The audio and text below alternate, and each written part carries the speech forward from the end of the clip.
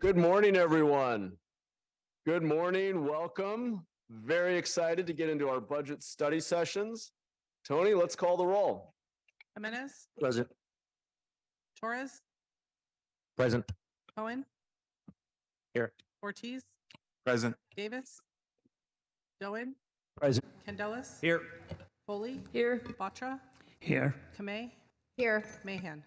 Here. Thank you. You have a quorum. Thank you, Tony. All right, well, good morning, everyone. I want to start by just thanking a few folks. I want to thank my colleagues for their participation in the budget process thus far, all of the community members and community organizations and neighborhood associations that have reached out to meet with my office, and I want to thank my budget director, Stephen Keynes, who's here today, who has done a tremendous amount of work in this process. And of course, I want to thank the administration, Jennifer McGuire, Lee Wilcox, Dolan Beckel, Jim Shannon, and many others who I've had the opportunity now to work really closely with over the last few months. And this planning process has been very collaborative, very robust. I've been super impressed with just the depth that we've gone into, as the council will see today as we go through our we begin going through this 1,000-page operating budget. But the entire budget team, I know, has just worked incredibly hard. I was down there the day before it was released, and I think everybody had brought their pillows to stick around for the evening and pull an all-nighter. But really, the team's done amazing work, and I'm grateful to the very talented staff we have and everybody in the room who's helped get us to this point, especially because we are making some changes. We're talking about focusing and making some bigger bets in some of the biggest areas of need, and I think that's really reflected here in the city manager's proposed operating budget. I've been reading through it. I'm about 100 pages in, and it's a really informative and thoughtful document. So I just want to thank city staff for their tremendous work. In terms of structure for today, we will, I'm going to turn it over to our city manager in a moment here, but then we will do an overview of the city manager's proposed operating budget, which reflects the March budget message and our budget balancing principles and some other inputs, as will be discussed. And then we'll get into our first study session around the first CSA on our list, which is community and economic development. And then over the coming days, we will get into all of our other city service areas. And then finally, I should just note, we have a number of community budget meetings scheduled. Just had one 2 nights ago in Berryessa. They are all included in the city manager's introduction basically to the budget. They're all listed out with locations and dates, and those have been a lot of fun. We're getting 50, 60, 70 people coming out and asking a lot of great questions, and I'm excited about where we're going, especially on some of these big issues like homelessness and public safety and blight. So with that, thank you to everybody for getting us this far in, and I'm going to turn it over to Jennifer McGuire. Thank you, Mayor. It is certainly an exciting day. It's an important milestone in our budget process. And we are very proud to bring forward our recommended 2024 proposed budget documents for the City Council's consideration. Over the course of the next several days, we will review the proposed operating budget, the proposed capital budget and 5-year capital improvement program, and the proposed fees and charges report, and we look forward to those discussions with you all. In addition, we'll spend some time next Monday discussing the administration's approach to the governance and management of the 4 investment priority areas that were included in the mayor's March budget message for 23-24 as directed and approved by the City Council. The 23-24 proposed budget embeds equity as a core value of our decision-making, focused on our underserved neighborhoods and families, and working hard to make substantial progress in turning many important one-time funded services into ongoing services. The goal here is to better position the city from service reductions to our community who have come to rely on these services, and to get our budget back into structural balance over time. As the city prepares for another fiscal year, it is very important to remember the effects of the pandemic on those most vulnerable in our community. With this in mind, city staff has spent the last several months putting together a series of budget recommendations that follow the direction provided by the mayor and city council with their adoption of the mayor's March budget message. The budgets also consider other city council and administration priorities, recent community outreach and surveys, other departmental and organizational priorities, and forecasts for future revenues and expenditures. This approach includes maintaining ongoing service levels that keep our city running every day, as outlined in the city's 98 core services and 264 programs contained in almost 140 city funds in the budget, enhancing service delivery in key areas such as our community services and strategic support areas, and making some limited infrastructure and technology investments where we have a deferred maintenance backlog that totals over $1.7 billion. As we continue to effectively and efficiently deliver our day-to-day services, our community has requested that our city also turn its attention to wickedly complex problems, the big challenges. With Council's direction, 4 investment priorities were identified in March, including increasing community safety, reducing unsheltered homelessness, cleaning up our neighborhoods, and attracting investments in jobs and housing, and this proposed budget recommends several key actions in these critical areas. By allowing us to collectively focus on these 4 priorities, we will be able to better come together as a city team and with our outside partners to collaborate, overcome hurdles, and identify opportunities to ultimately make meaningful progress on these challenges. To no one's surprise, because we never have as much resources as we'd like to have in any given budget cycle, we do clearly acknowledge that we were unable to meet all community and organizational needs in this proposed budget. This has left us to make recommendations that unfortunately leave many needs unaddressed. Please be assured, however, that we do believe that we successfully and responsibly allocated our funding to the highest priorities for our city council and administration for the ultimate benefit for our community, while also continuing to bring our budget back into structural alignment. We still do have we still have a ways to go to get us 100% into structural balance, but as the city manager and former budget director, I am very pleased with the progress that we are making together. Before I turn it over to our budget director, Jim Shannon, I want to sincerely thank Jim, Bonnie Duong, Claudia Chang, and all of the budget staff, along with our department and council appointee staff, for their tireless efforts to produce the budget documents before you. Truly outstanding work, if I do say so myself. And I really would like our budget office staff, who are right there in the audience, to stand up and be recognized. So, and give them a round of applause.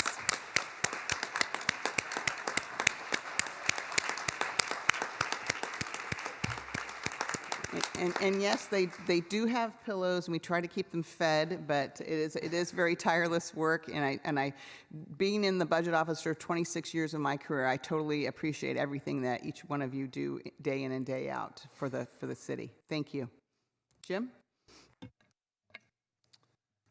Thank you very much for that introduction, Jennifer, Mayor, members of the City Council. It's really a pleasure to be before you today to kick off our budget study sessions on the 23-24 proposed operating budget. I think we got a slide deck here to queue up, so we'll let that get queued up here. There it is. And so I'm joined up here by Bonnie Duong, our Assistant Budget Director, Claudia Chang, our Deputy Budget Director, Selena Ubando, our Financial Status Coordinator, and Bryce Ball, our Operating Budget Coordinator. Also to my right is Nancy Klein, our Director of Office and Economic Development and Cultural Affairs. So I'm going to kick us off kind of walking through the proposed budget sort of at a very high level, and then highlight some of the proposed budget adjustments. Then I'm going to hand it over to Nancy, who's going to give a little bit of a context of the economic outlook, and then we will be ready to answer any questions that you might have to get us started. So let's go ahead and get into that. Oh, there's my agenda. There you go. So wanted to remind folks that we start off the budget cycle typically formally with the release of the 5-year forecast, where we kind of look at the general fund plus a number of other key special and capital funds over a 5-year horizon. And so we started with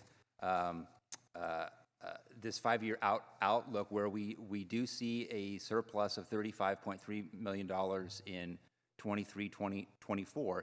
If that were to be fully allocated on an ongoing basis, the second year we would have then a shortfall of projected of $18.8 million. So as you'll see later on, and as directed by council in their approval of the March budget message, we have a strategy that sets aside enough funding in the future deficit reserve for 24-25 to eliminate that shortfall in 24-25.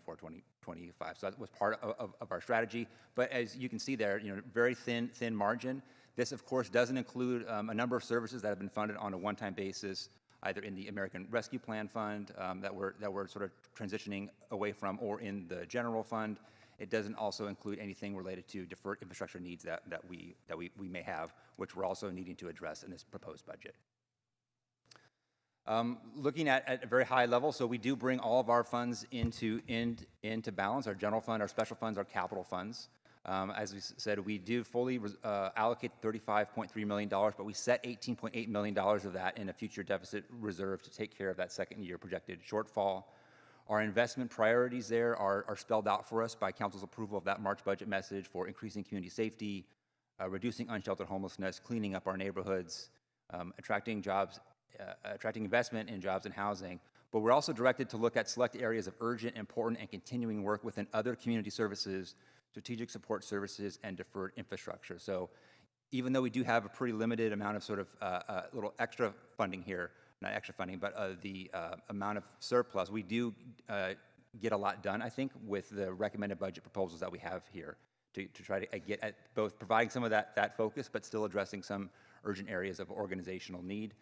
When we look at all of our budget positions, they are up slightly by about 2.1%, just to accommodate some of the other work that has been described in the budget document.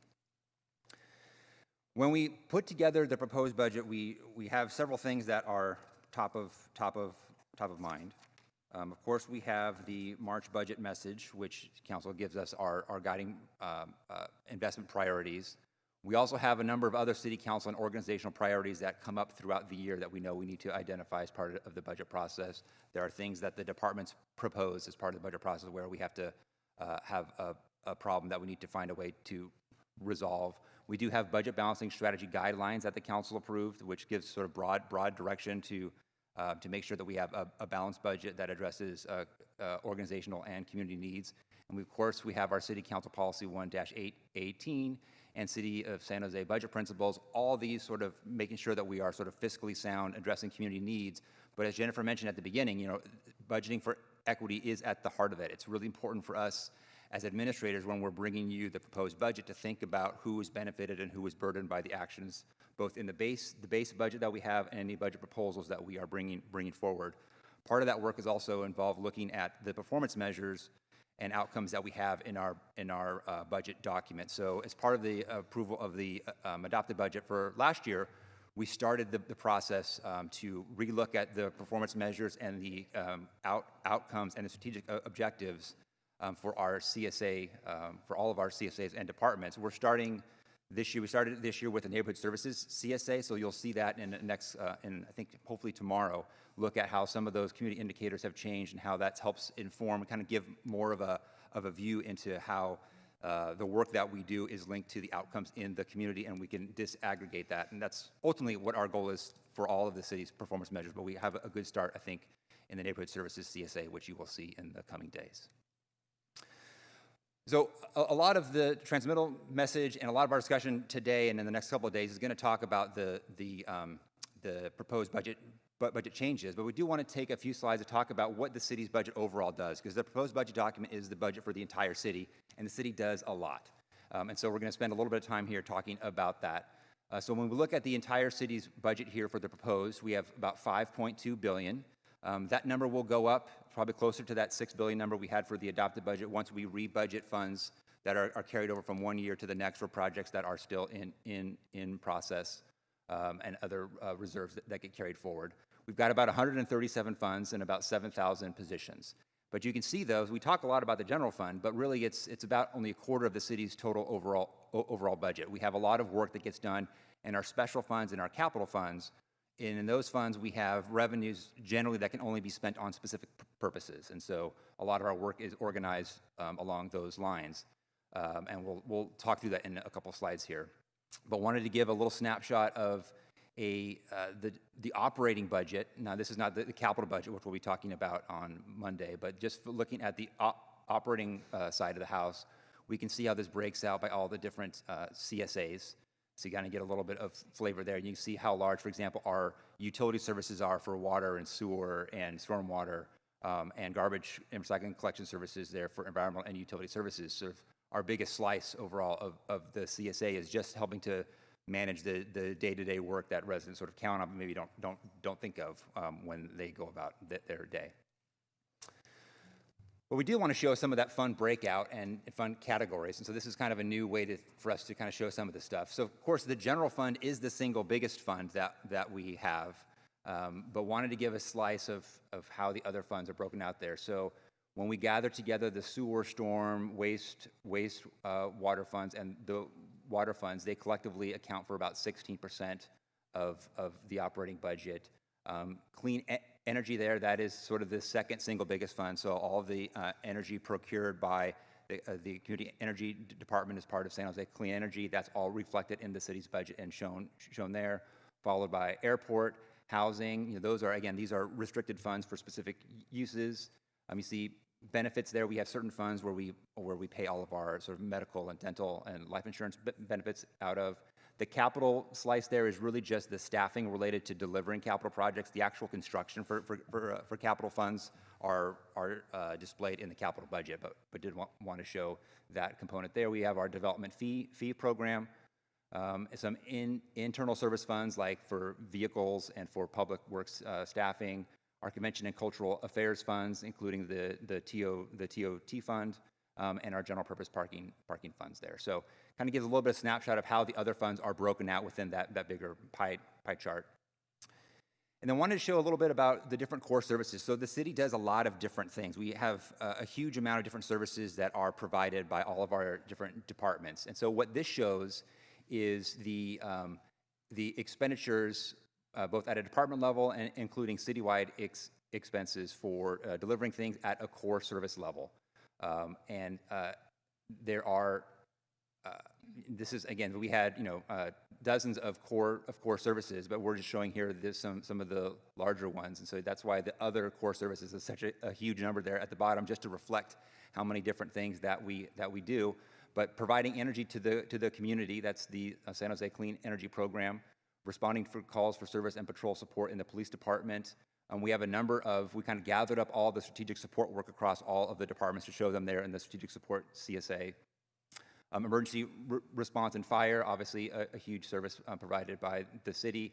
And then our recycling and garbage services, just sort of the top ones there, just to give a little bit of flavor of the different elements that are in the proposed budget. You can go into each department section to see these broken out in more depth, and we actually go down from a core service level even into a budget program. So you can see dollars allocated by program, as well as the FTEs allocated each program too. So pretty informative document there. But now let's talk about the general fund. So we have in the general fund operating budget, this is our source of funds. So we have about $1.6 billion in the general fund. We'd always like to have more money. We'd always like to have more money per capita. But what is nice about San Jose is we do have a pretty diverse revenue stream. And so you see a lot of different slices there. And this is all the work that we do to try to figure out how much money we have in the general fund coming in. We have to look across all of these different revenue categories, and even within these categories, there are dozens and dozens of individual line items that we have to go through and estimate to add up. Of course, the two largest are going to be property tax and sales tax. So together, they make up a little more than 50% of the overall city's general fund, about the same as the sum of the police and fire departments, as an example. So those are two biggest streams there. Another very large revenue source is the utility tax. So there is a tax for electricity use, for gas use, for cable bills. So that revenue does come to the city. The business tax slice there is broken up into several different slivers. So we have a portion of the business tax comes from cannabis sales, from card rooms, from a disposal facility tax, so a few different, and as well as our general business tax. So wanted just to kind of point out the different slices of various revenue sources that we sort of go through as we try to figure out how much money the general fund has to spend on the various services. And when we talk about service delivery, primarily the city, like almost all cities, we employ people to do work. And so 65% of the proposed budget on the expenditure side is for personal services work. So that's the bulk of the activity provided. We do have then some for our non-personal equipment. That slice for citywide expenses is that there are categories of expenditures that are either like large grant programs that we kind of want to pull out of a department, or they are multi-departmental efforts that not just one department is going to spend from. So we lump those into the citywide slice. There's a little bit of capital contributions provided by the general fund. There's some support the general fund provides to transfer out to other funds. And then we've got a select number of earmarked reserves for future work, as well as our contingency reserve, which is a 3% minimum for what the operating budget is supposed to be in the general fund per city council policy. When we do go through the process to rebudget unspent funds from the current year to the following year, that figure will grow to also include our budget stabilization reserve, which is really important. So that number will grow by approximately $60 million for just the budget stabilization reserve piece for the adopted budget process. And then we got something called encumbrance reserve, which is expenditures that are already in process and we had encumbered them previously. And then there's a little tree map to show how the general fund is spent on different departments. And so not a surprise, like most cities, we spend a significant amount on police and fire services because no one else does. And so that's one of the core services the city provides is for public safety. And so the top two amounts there are the police and the fire departments. And then we've got our parks, recreation, neighborhood services, followed by public works and transportation and library services. So kind of a nice snapshot of the different ways the general fund money is spent by department. So now we come to the proposed budget balancing strategy, where we're looking at the surplus itself and how the surplus is recommended to be allocated. So we start with thinking about always trying to bring, as Jennifer mentioned earlier, bringing our general fund, making sure that we are as structurally aligned as possible, and always thinking about what's one time and what are ongoing funds. And so we have the two columns there. 23-24 is the amount that would be budgeted in the next fiscal year, and then the ongoing amount is of that amount, how much of that is ongoing. And so we start with our surplus, all of which is ongoing, and then we have change in sources there, which is our revenue pieces and or fund balance goes up by $68.2 million for 2024, but only $4.5 million of that is ongoing. Most of those are sort of fee-related adjustments and overhead adjustments. The rest of those revenues are related to some fund balance, including the amount of unspent fund balance that we expect to have at the end of the current fiscal year that will then be able to be rebudgeted or used as a spending source on one-time things in the next fiscal year, about $35 million there. We have a number of reserves previously set aside to be spent for future uses, and that future is now. So we had set aside some money to do a lot of FF&E work, fixtures, furniture, and equipment for several Measure T projects that we need to spend money on this year. Also, part of that $68.2 million is our strategy for the reallocation of uncommitted Measure E resources, which we'll talk about in a couple other slides. And then you see the change in uses there of $104 million, of which 40 is ongoing to bring us all the way into balance. A lot of the large dollar amount of the change in uses there is also related to the Measure E reallocation, as well as some deferred infrastructure investments that we need to bring online. And here we want to talk a little bit about how the investment priorities split out, or how the funding that we're recommending to allocate as part of the proposed budget is split up by the investment priorities that were identified in the March budget message. And so you find this also in the city manager's transmittal memo, just to show the different elements for increasing community safety, reducing unsheltered homelessness, cleaning up our neighborhoods, attracting investments in jobs and housing, other community services, strategic support, and deferred infrastructure. I want to point out a couple of things here on this slide in particular, because we're going to get into the Measure E revenue stabilization reserve, but I wanted just to really point out here how that works for the 24-25 future deficit reserve. So that $18.8 million is all in the ongoing column, meaning that we've set aside effectively $18.8 million is not going to be spent in the 23-24 fiscal year, so that we don't, so that the following year's shortfall would no longer exist if everything happened according to plan. And of course, not everything is going to happen according to plan, but it's really sound, prudent fiscal planning to be able to make sure that we're in as good a position as possible coming into more uncertain economic times in the next couple of fiscal years. So that $18.8 million there, make sure that we are fully reserving for our anticipated shortfall in that year. You see the negative of use of reserves. So to the extent that we have reserves that are part of the base budget that are then reallocated to other uses, that's what you see there. So that negative $43 million is taking down reserves in the base budget. A significant amount of them are Measure E related reserves, but we also had reserves set aside for when future capital projects come online and we need to operate and maintain those. We set aside that money in the base and then liquidate it as part of the proposed to fund staffing and other contractual services. So that's where you see that negative amount there. And so we come to $103.5 million is the amount spent in 23-24. Of that amount, $39.8 million is ongoing. You can see that big difference between ongoing and one time. A lot of that is wrapped up in the reducing unsheltered homelessness piece, as well as the deferred infrastructure piece is where you see sort of the biggest difference there.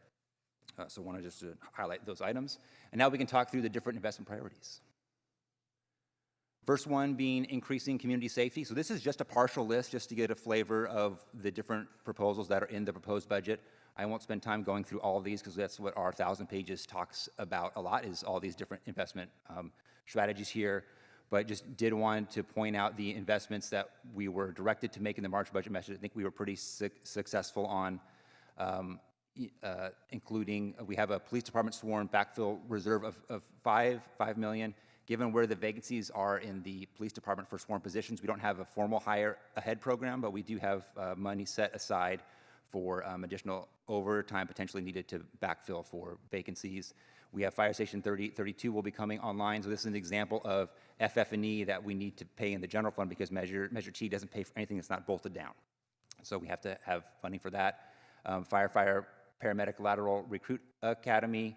I want to get to police field patrol staffing. So we do have, with council's approval of the proposed budget, the number of sworn staff in the police department would increase by 20 positions effective in 24-25. We don't have them coming on in 23-24, just given the time it would take for folks to get through the academies, given the sworn vacancies that we have. We have those positions coming on an ongoing basis in 24-25, but we do need to buy the things like the vehicles and the equipment related to having new officers and sergeants and a lieutenant as part of the police department. So that's what you see there. So the FTE count doesn't go up in 23-24 by those 20 sworn positions. It goes up in 24-25. We did have the direction in the March budget message to add at least 30 positions, a mix of civilian and sworn, and so we have 31 as part of the proposed budget. So wanted to highlight a few of those items there. But now let's talk a little bit more about Measure E. So this was some direction that the City Council gave based on the aggressive objectives to try to reduce unsheltered homelessness in as short amount of time as feasibly possible. And so we have some specific direction there for the administration to explore the use of uncommitted Measure E resources for reallocation to homelessness prevention, support, and management investments as part of the overall strategy to fund the priorities in the message. And so when you try to take that very seriously, and there was other direction to sort of have a balance to try to preserve what was already in the pipeline to be able to sort of still keep the intent to further affordable housing work, but also provide some real resources to get at what council has consistently described to the city administration as one of our top priorities, is to reduce unsheltered homelessness. So our thought process was we needed to make sure that the funding levels for homelessness prevention and support should be significant. So we know we needed more resources for staffing capacity. We needed to be able to drive the development of EIH and safe parking sites. We needed to be able to do that work quickly and flexibly. And so we also knew that it would probably take a couple years to spend that money down. So we needed enough to be able to spend over a multi-year period. So even though it's a one-time reallocation, Our intent was that this money will be spent over a multi-year period. But again, we also wanted to make sure that we had sufficient levels of Measure E resources to support previously approved affordable housing projects and those projects that had successfully competed in the recent NOFA, the Notice of Funding Availability that Housing Department had put out. Because we wanted the maximum flexibility to meet all these objectives, we wanted to look over a multi-year period. So we looked at the resources that we were going to have all the way through the current fiscal year, plus the revenues coming in 23, 24. So we're kind of looking at it over a 2-year period. But we also know that the Measure E revenues, which is a real property transfer tax revenue, comes into the general fund, is probably not going to hit its revenue targets for 22, 23. So in 21, 22, we had revenues of $110 million of Measure E. Awesome, great. We knew that wasn't going to be sustainable in 22, 23, so we dropped that down to $65 million, dropping down further in 23, 24 to $50 million.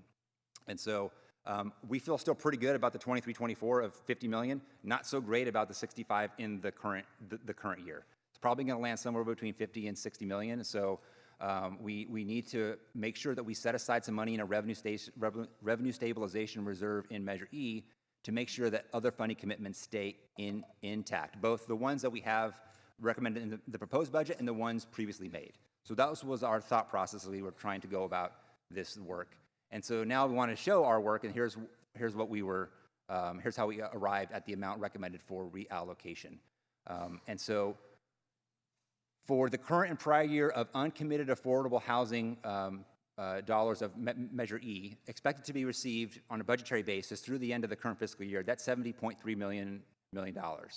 Looking at the revenue estimate for 23-24, the amount of uncommitted affordable housing allocation would be $35.6 million.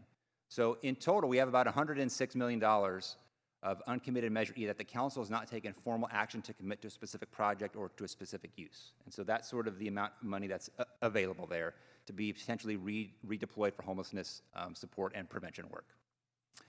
And so of that amount, 50% remains retained for affordable housing uses. $11 million for projects that were previously approved, but want to make sure we have some money for an inflation factor for those projects that when they actually do need to break ground, we do have some additional resources there available for those projects. Some commercial space for projects that were previously approved by the City Council, but they didn't approve the commercial space component. That's coming in May. You may have already seen one of those already, but I know that's going to be coming in the month of May here. We, again, wanting to fully fund those affordable housing projects that successfully completed in the recent NOFA. So that's $35.5 million, which would partially support about 519 units of affordable housing. And then leave a little bit for some strategic allocation for affordable housing acquisition actions in the future of $5 million. So that brings you to $52.8 million of resources that we would recommend leaving with affordable housing uses. And then we want to set aside about $15 million in that Measure E revenue stabilization reserve to protect against the likely revenue shortfall and make sure that other funding commitments remained protected. That would leave then about $38 million that we're recommending, or about 36% of the uncommitted amount for homelessness prevention, support, and management services. And that allocation is on the next page. And this is the recommended one-time reallocation of uncommitted Measure E. So important to note that if council would approve the proposed budget as it is and the recommended Measure E reallocation, that is the change for 23-24. So there would not be any new affordable housing money in 23-24 for Measure E, but 24-25 would go back to normal. So nothing council would do in approving this budget changes the policy of what the normal buckets are for affordable housing uses. So 24-25, the revenue would flow as per normal for affordable housing uses. If we wanted to somehow again do another Measure E reallocation, we have to do this process all over again, right? So I just want to reiterate, this is a one-time reallocation of uses. The biggest pot there is for interim housing, site acquisition, development, and operations, including safe parking. So we had already had direction even before the March budget message to have 1,000 units of emergency interim housing constructed, and we still have a little ways to go there. We got a direction to sort of accelerate the work on those and help unlock these sites faster.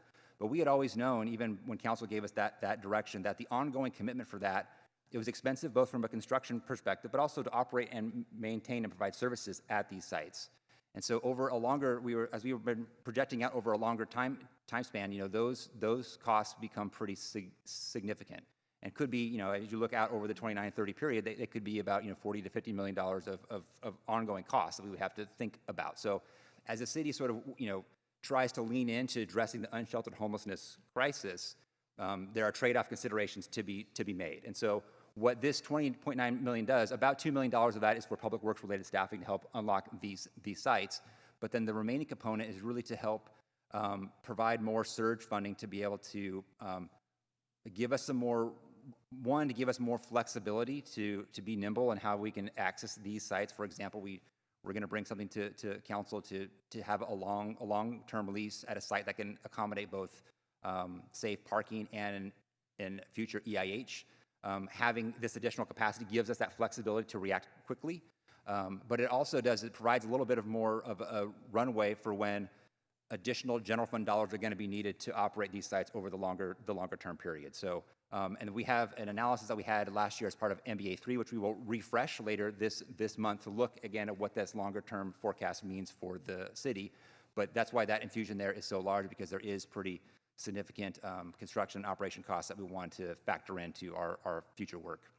Then we've got $10.5 million for homelessness response and outreach, which is a combination of staffing in the housing department to manage that work, direct contractual services to engage with the unsheltered population, as well as the continuation of the San Jose Bridge program.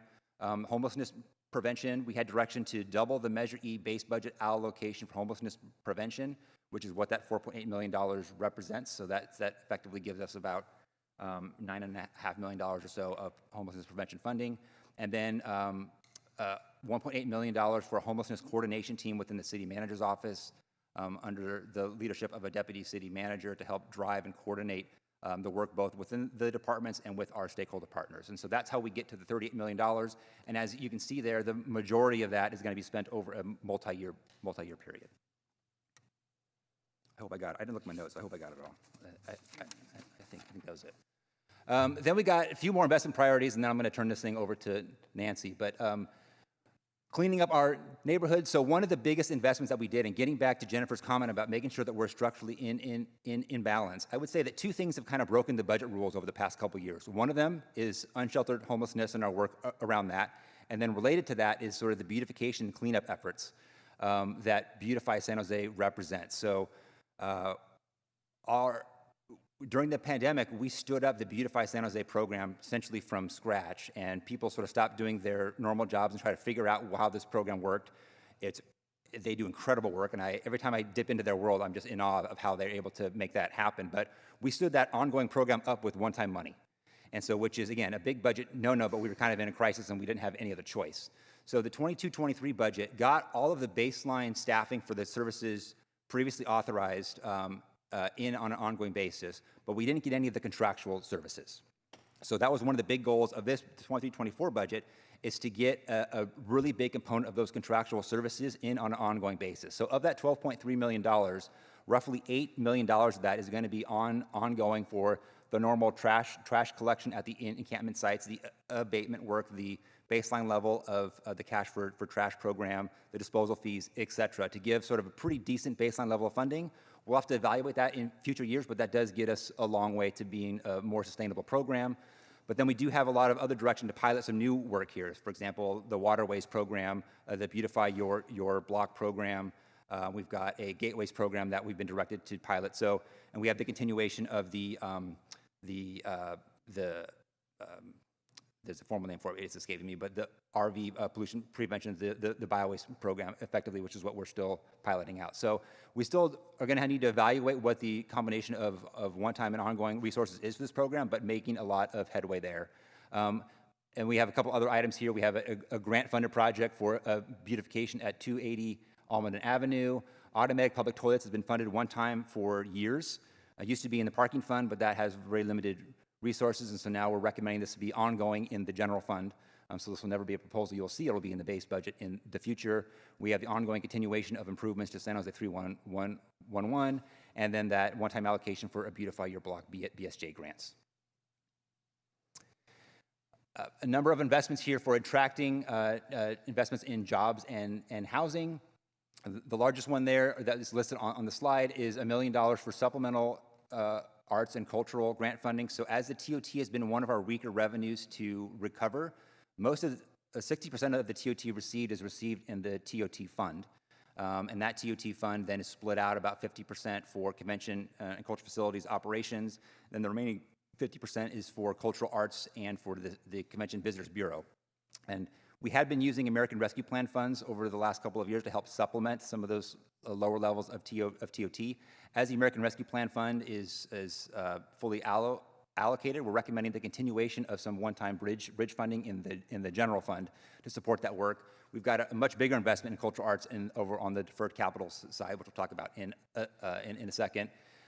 Continuation of the storefront activation grant program, some staffing for downtown management and citywide business development, work in PBCE regarding the permit center, and some CEQA work for urban villages, and then allocating the funds necessary to protect the remaining mobile home parks. For other community services, which is a pretty broad category, so I want to just point out a few of them here. And again, this is getting a little bit of the transitioning away from not having all of the ARP funding that we used to have, but finding ways, leveraging general fund support to continue these programs in some way. Digital equity program is a prime example of that. $1.8 million, $1.5 million is in the general fund on a one-time basis. The remainder is the ongoing for the staffing component to help continue that program and manage with our various stakeholders groups. But we're bridging down from the massive investment that we had in the ARP fund to do all of the device sort of procurement and management.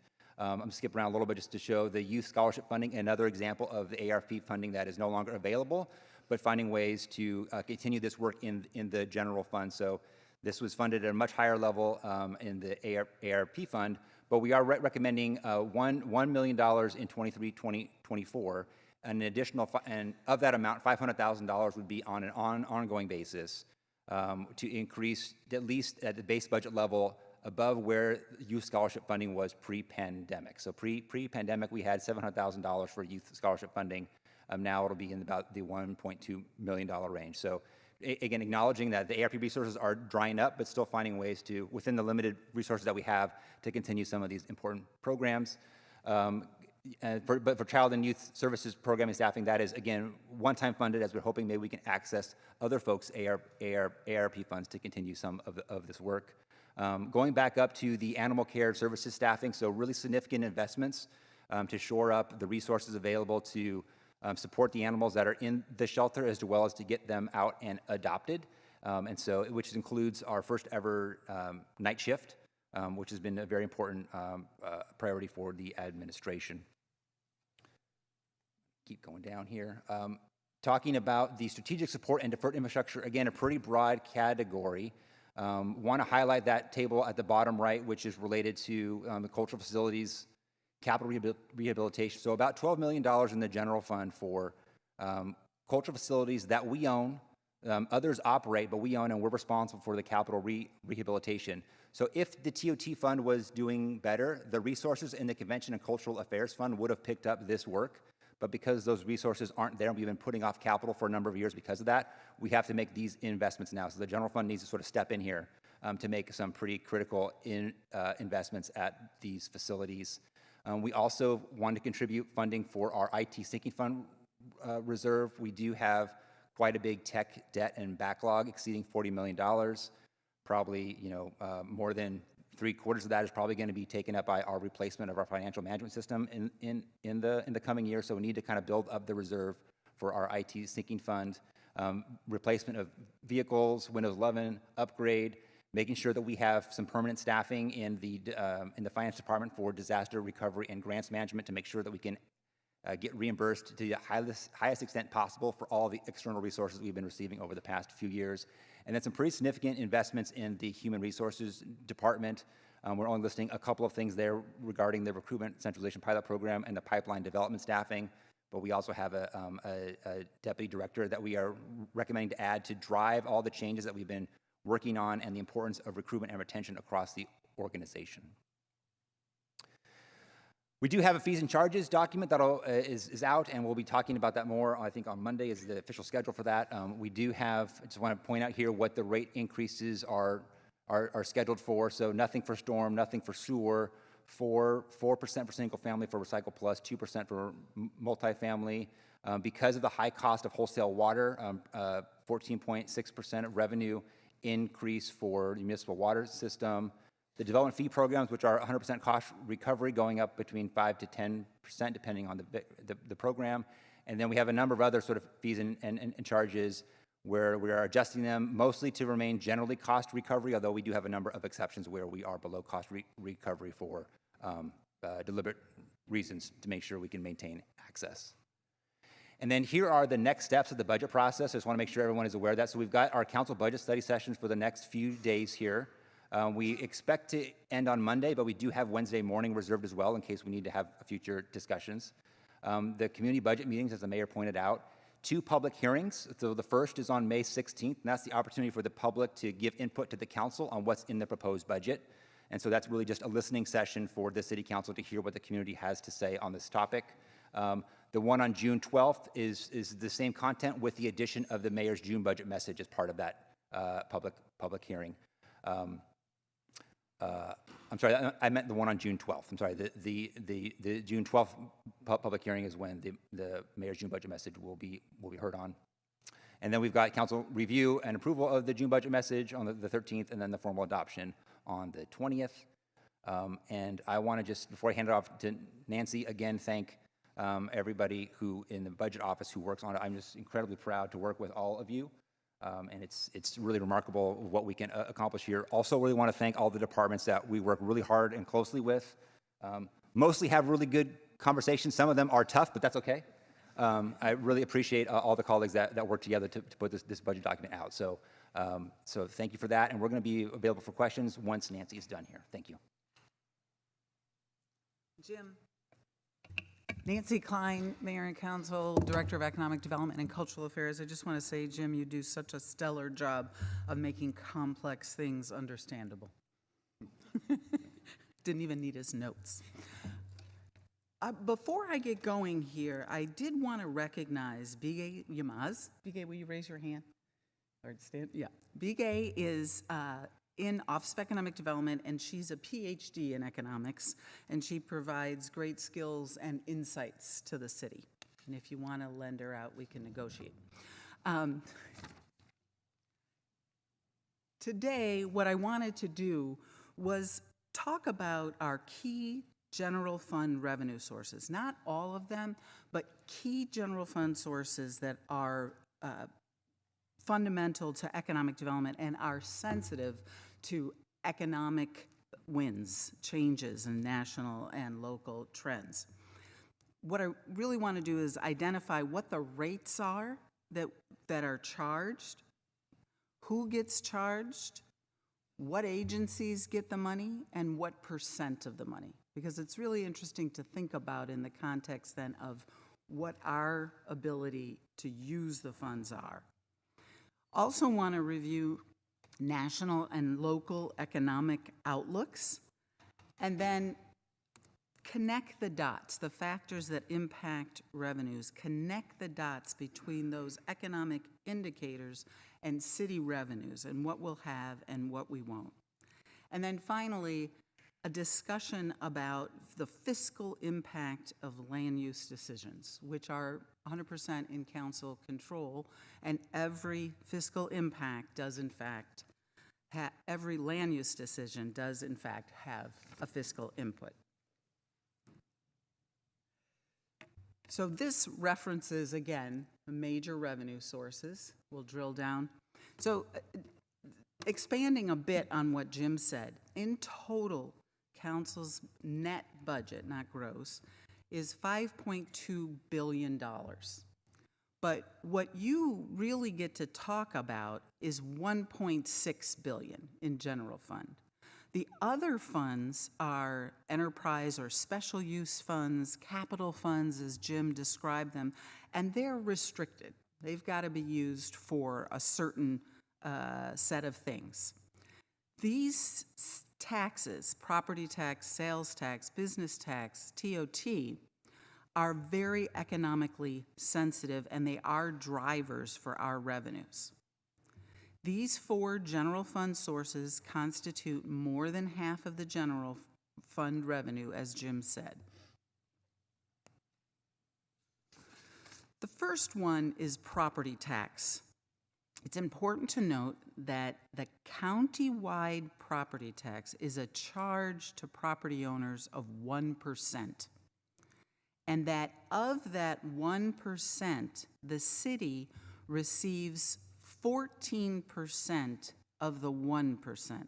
I can tell you after many conversations with CEOs, their often response is, how do you fund the city with that? I thought you got all of it. The 1% does create $460.4 million, which is roughly 30% of the general fund. But I can say a little jealously that the schools in K through 12 get 44%, and they need it. Still can be jealous. And then the county gets more than we do, of 18%. Now, this is really interesting. When you look at property tax paid by an employer, this is, just as an example, left to be unnamed, the assessed value of one building of one of our companies. So at the 1% rate for this particular property, that's $1.37 million that the company pays. And when you go down the list, you see the key piece here is that the city, out of the $1.3 million, gets $167,000. So all in all, it tells us we need a lot of businesses making a lot of payments in order to make up more money. The others you can see where you add them up, sometimes they're split out, but the San Jose Unified, for example, gets 46.6%. The sales and use tax dollars are also important, and it's good to note that the city receives 1.25% of the overall 9.375% that is charged statewide. Those dollars in sales tax equal approximately this year for 23-24 anticipated $336 million-ish, and is approximately 21% of the general fund. And so you can see it in context there. We get a slice, and there's a lot of other agencies that get the money. Business taxes are an interesting beast, but I think it's interesting to note San Jose has purposefully, and there are a lot of business taxes. I'm just talking about taxes on small and big taxes here, but there's also cannabis taxes, card room taxes, a lot of others that go into that $87.5 million. But we purposefully has chosen to be sensitive to business and have a business tax that is based on per person expenses, not on gross receipts.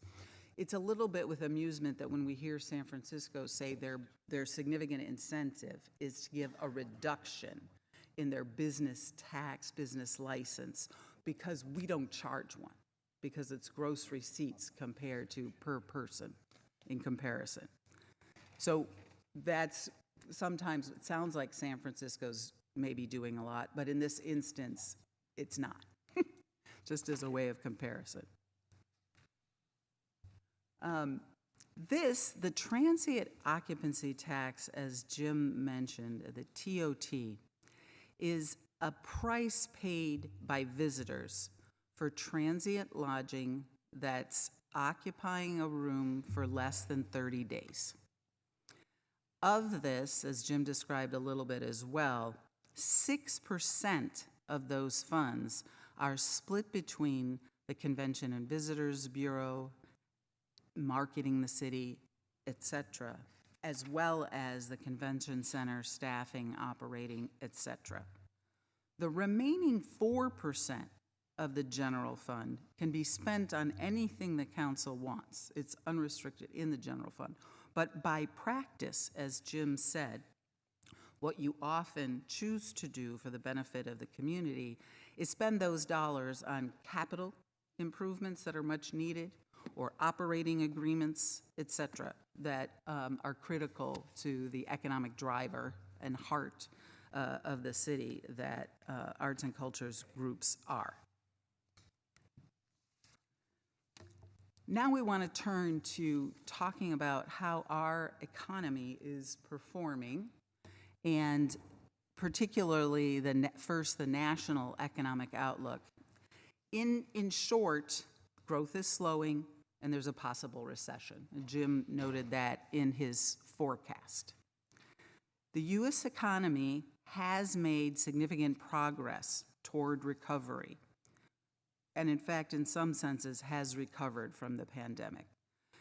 Gross domestic product, or GDP, has rebounded rapidly, and job growth overall has been strong, and the unemployment rate has dropped to pre-pandemic levels. However, we know here that the recovery has been uneven, and there are significant challenges to achieve a full and equitable recovery. One major challenge to recovery for certain sectors and certain sections of our community is the emergence of inflation, which has been driven by a combination of factors including supply chain disruption, labor shortages, pent-up demand that are still not totally resolved. The rising inflation erodes the purchasing power of consumers, or will over time, and includes right now, you'll see it again in a slide soon up, that consumer spending is up, but a lot of that is inflation-oriented. And those who have lower incomes, it creates more uncertainty for businesses and investors, and possibly loss of jobs, which is devastating to BIPOC communities. With respect to inflation, the Federal Reserve, as we all know here, started tightening monetary policy in 2022, and though it's needed, especially in the Fed's view, it also has challenging outcomes. Again, money is more expensive for businesses and consumers. That can slow the economy as less investment happens and slows economic growth. We'll talk a little bit more about impacts on low-wage workers, women, and people of color. We wanted to bring these indicators to focus on in this particular conversation. Gross domestic product, which is actually going to be a highlight for us, and you'll see why in a second. And while the 2.1 is lower than expected, it's back within a normal range. The unemployment rate at 3.4, we added as a nation 250 jobs. That's 1,000 jobs. That's above expectations, and our MSA, San Jose MSA, beat that. Our unemployment rate overall is a little bit lower. The consumer price index, the inflation, is down from roughly 9% to 5%, but it's still far from what the Fed wants to see at 2%. And then interest rates, you can see as Fed rates and bank rates then are even higher. These are part of the story of what then comes to us on local impacts. And I gotta also mention that it is possible that we have a black swan event in budget in terms of the federal budget. If they don't succeed in raising the debt ceiling, then a lot of the grants, funds, sources that come to us, at least eventually, could be withheld for an undisclosed period of time. And that certainly would have budget impacts. In the local economy, interest rates and inflation are closely linked, and again, have a significant impact on us here in San Jose. When interest rates are low, it stimulates borrowing and investment, which leads to economic growth. However, what we're seeing with high inflation erodes investments and savings and makes it more difficult for businesses, like trying to get those housing units online, for people to live, and investments in property tax can come to us. So what we watch the Fed and others do in carefully balancing interest and inflation is clearly art, not science. And it contributes to the uncertainty that we here locally feel. Despite major challenges, and there are them, tech layoffs, bank runs, declining venture capital, remote work, recent decreases in commercial and real estate valuations, the local economy is not currently in crisis. There's a number of factors, including still the effect of the robust fiscal stimulus and a manufacturing base which is growing. And that can also impact, hopefully impacts, land use decisions before you. In the next slide, you'll see one of the bright spots.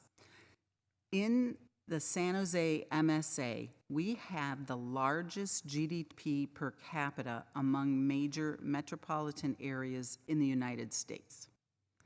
This is excellent, and that standing is largely driven by manufacturing, tech work, and the professional services that are in those industries. Just to make clear that the manufacturing and related jobs that go into the GDP are most frequently on heavy or light industrial land or industrial park designated land for them to conduct the business they need to. Venture capital is down but not collapsing. One to watch for VC investment, because VC innovation dollars are key to our Silicon Valley, San Jose economy and our brand. While it's slowing down, most analysts think that there could, and they do think there could be a correction this year and next, but they don't see a lot of loss, just holding steady and some slight declines. While this is a graphic presentation of the recovery of jobs, and locally we've added 19,000 more jobs, and there you see the 3.3% unemployment beating the national unemployment rate by a bit. But what you also have is that while we've recovered jobs through the pandemic, not all industries have recovered.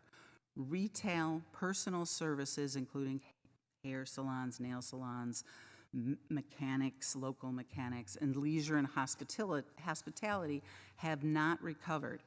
San Jose has 50% of the jobs in our metropolitan service area, our MSA, and San Jose has an outsized representation in these sectors. So this is a significant impact for our community.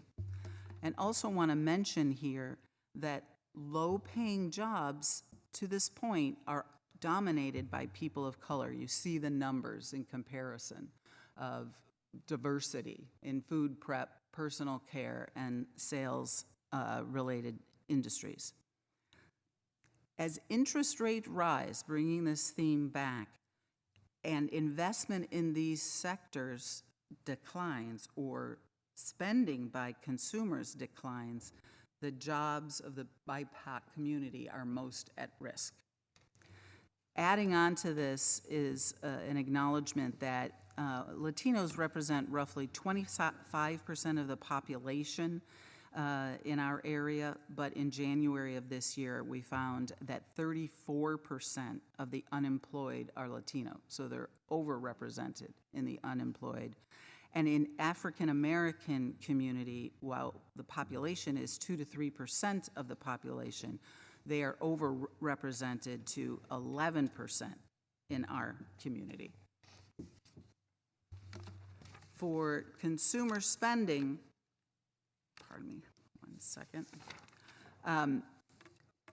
This increased by 4.8%, compared to January of 2020. And the spending keeps the economy growing. Inflation is a part of this. That's to look out for. And again, lower income individuals' savings is eroding compared to prior years. We don't have the benefit of as much of the stimulus, and the costs relative to inflation are higher. So again, it places an emphasis on the importance of job retention, keeping people from homelessness, et cetera. The next slide hopefully takes a recursive view of showing how our property taxes and implications for decision-making align. Property tax, once again, is a significant source for San Jose. Our property tax is primarily derived from real estate, both in commercial and residential properties. These are sensitive to the economic conditions we've been talking about, including inflation, et cetera, and interest rates. And the recession, if we dip into one, will decrease further the property tax that the council has as revenue over 30% going forward into our general fund. Sales tax at 21% of our general fund, similar. We go down through a recession. Sales tax revenues are definitely sensitive to consumer spending and can cause, if there is a recession, further decrease in sales tax and loss of jobs. TOT, similarly, same message. As we are suffering from back to work as the industry of companies settle down a little bit and what the new normal is going to look like, what dollars you have, we have to fund our arts and culture are diminished.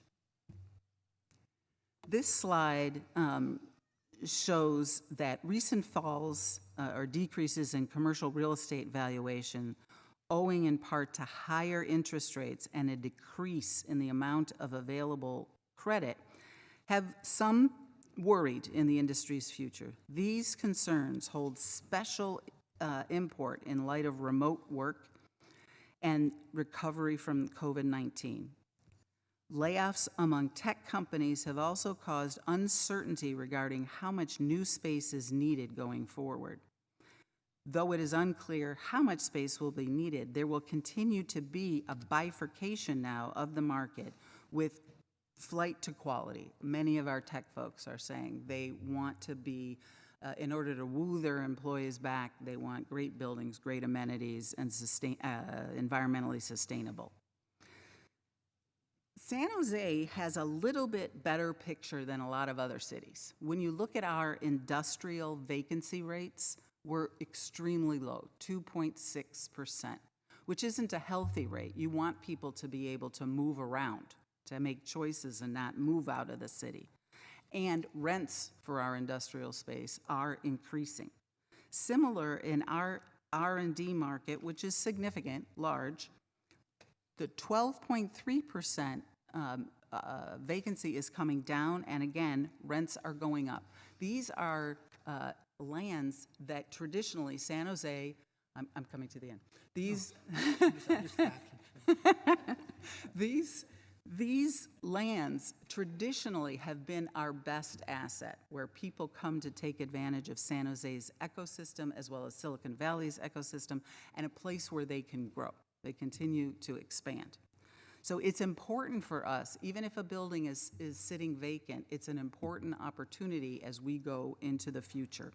And again, when you saw the GDP best in class in the US for our MSA, it's tied to tech and R&D, and you see it there. And the good news about our office is we have less of it. So right now, it's less of a liability than many of the other cities who are adjacent, who have a lot more office that's sitting vacant. Always a way to make lemonade. This is an older slide, but super relevant. As you look at our property tax or sales tax per capita, we are way lower than our fellow adjacent cities. We're going to redo these numbers in the cost of development study that'll come to you in fall, and we'll be able to compare where we are today based on where we were a couple of years ago. But of course, a lot less coming in per capita on property and sales tax has a direct connection to a lot less that the council can allocate to services. So our last section is on land use and land use decisions and their impacts. This is a new kind of slide that we haven't brought to you before. It's a 3D net cost model.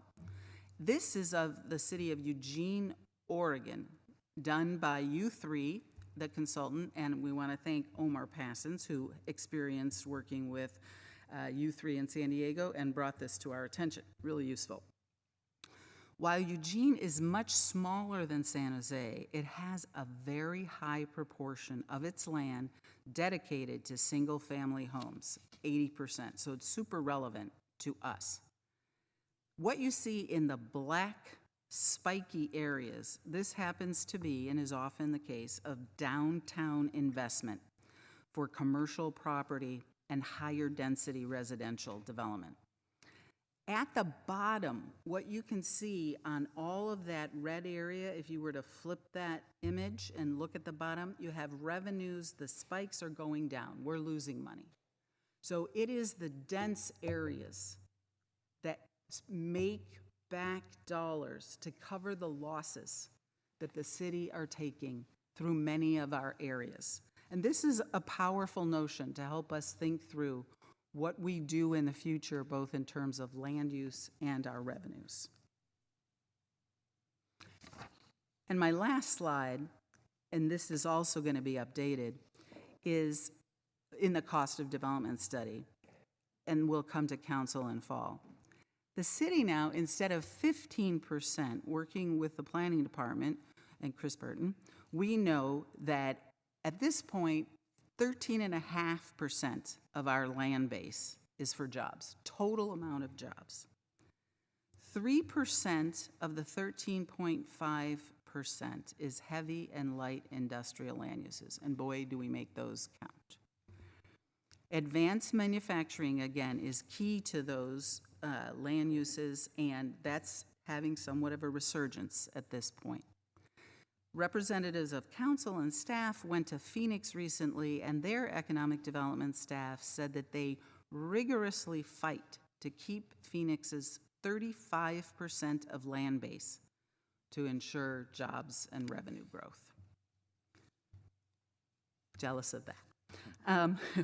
Future considerations that we also need to think about on a going forward basis are areas where the council has always, right, really complex and competing notions. If you think about EV sales, we want EV sales as much as possible for greenhouse gas, but that will decrease what we get in gas tax, which isn't a small number. Will gas tax or be replaced by some other tax, and would it come to the city or go to another entity? Something for us to think about and anticipate in our IGR goals. Another that's a significant item is that auto dealers, which comprise about $21 million in the 21-22 budget, and we anticipate that'll go up a good bunch with inflation, et cetera, in the 23-24 budget, auto dealers are beginning to come to us and ask to convert their land to residential.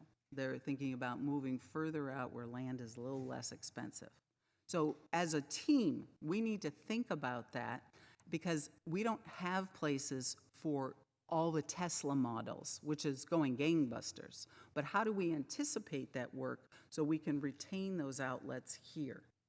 That's an interesting concept for us considering decisions going forward.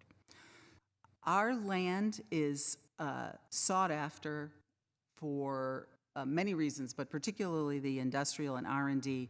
Not only does it bring secured property tax, which are the buildings and land itself, but also the unsecured, which are investments in heavy equipment that are often and frequently made to keep those processes going.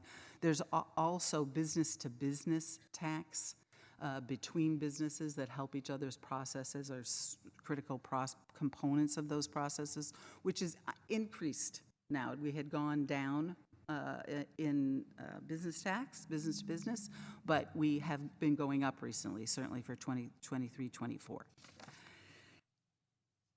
With that, we want to make sure, and coming to final comments and summary, if we understand our general fund sources, where they come from, what share of revenue we get, and how we may be impacted in their sustainability or revenue growth, it impacts jobs growth similarly, and what we can do to train our residents to take advantage of those jobs that pay better and make them less vulnerable to economic cycles. The linkage between national and local economic drivers hopefully is been connected in some dots in the previous slides. And we want to keep working together to make sure that you have the best information to make really relevant decisions as you go forward, balancing, as Jennifer said, the wicked problems that come and have enough revenue to address. It doesn't always, money doesn't always solve the problems, but having the revenue often helps. And with that, I just also want to thank the council for your consideration, as well as to Jim Shannon and the budget group, who are stellar. Thank you very much. Thank you, Nancy and Jim. I want to thank you both for incredibly informative presentations. I think to the point Nancy just made, the detail and level of analysis helps educate us and set us up to make better decisions, which I really appreciate. Nancy, just before I turn to my colleagues, you had the one slide toward the end there with the circles comparing our property and sales tax revenue to neighboring cities. I think it might have been implied, but I didn't hear you explicitly say why. And you sort of got to employment lands, but do you want to just, to make it very clear, explain why our revenues relative to almost all of our neighboring cities are significantly lower for both property and sales tax? Thank you for connecting that dot. A lot of that, not solely, but a lot of that is because we simply have less land for jobs and revenues. Lower percentage of our land devoted to employment uses. Yes. Yeah, okay. And you said that's about 13.5%? At this point, yes, So it's even lower than the 15% there. it is. And other large cities are typically all, Somewhere approaching 20 to 25%. We're very odd to be as low at 13.5%. And again, just an interesting data point with Phoenix at 35%. yeah, Phoenix kind of being an outlier at the other end of the spectrum and us being an outlier to the unfortunate side of the spectrum with less revenue. Okay, thank you. Okay, great. So just as a note for everyone on timing, because we did schedule this session to end at noon, we're going to have council discussion on the overview we just received. I am going to limit that. I'd like to ask staff for the second presentation on community and economic development. We are a little behind schedule. How much time does staff need? And I want to allow time at the end for public comment. So I just want to do a quick accounting of time. For the community and economic development staff presentation, how many minutes do we think we need, roughly? 10 minutes. Probably 9 10. slides. I'm sorry? 10? Okay, great. So I think we should limit our council discussion now to about 15, 20 minutes to make sure we have time for the CED presentation, additional council conversation, and public comment by noon to get us all out of here on time. So let me turn to my colleagues, and we will start with Councilmember Cohen. Yeah, thank you for that great overview. I always appreciate all the detail. Before I ask one question, just one question for Nancy. We're going to get into more details on that Measure E allocation later in our detailed budget discussion, so we don't need to ask questions about that right now? Or should we?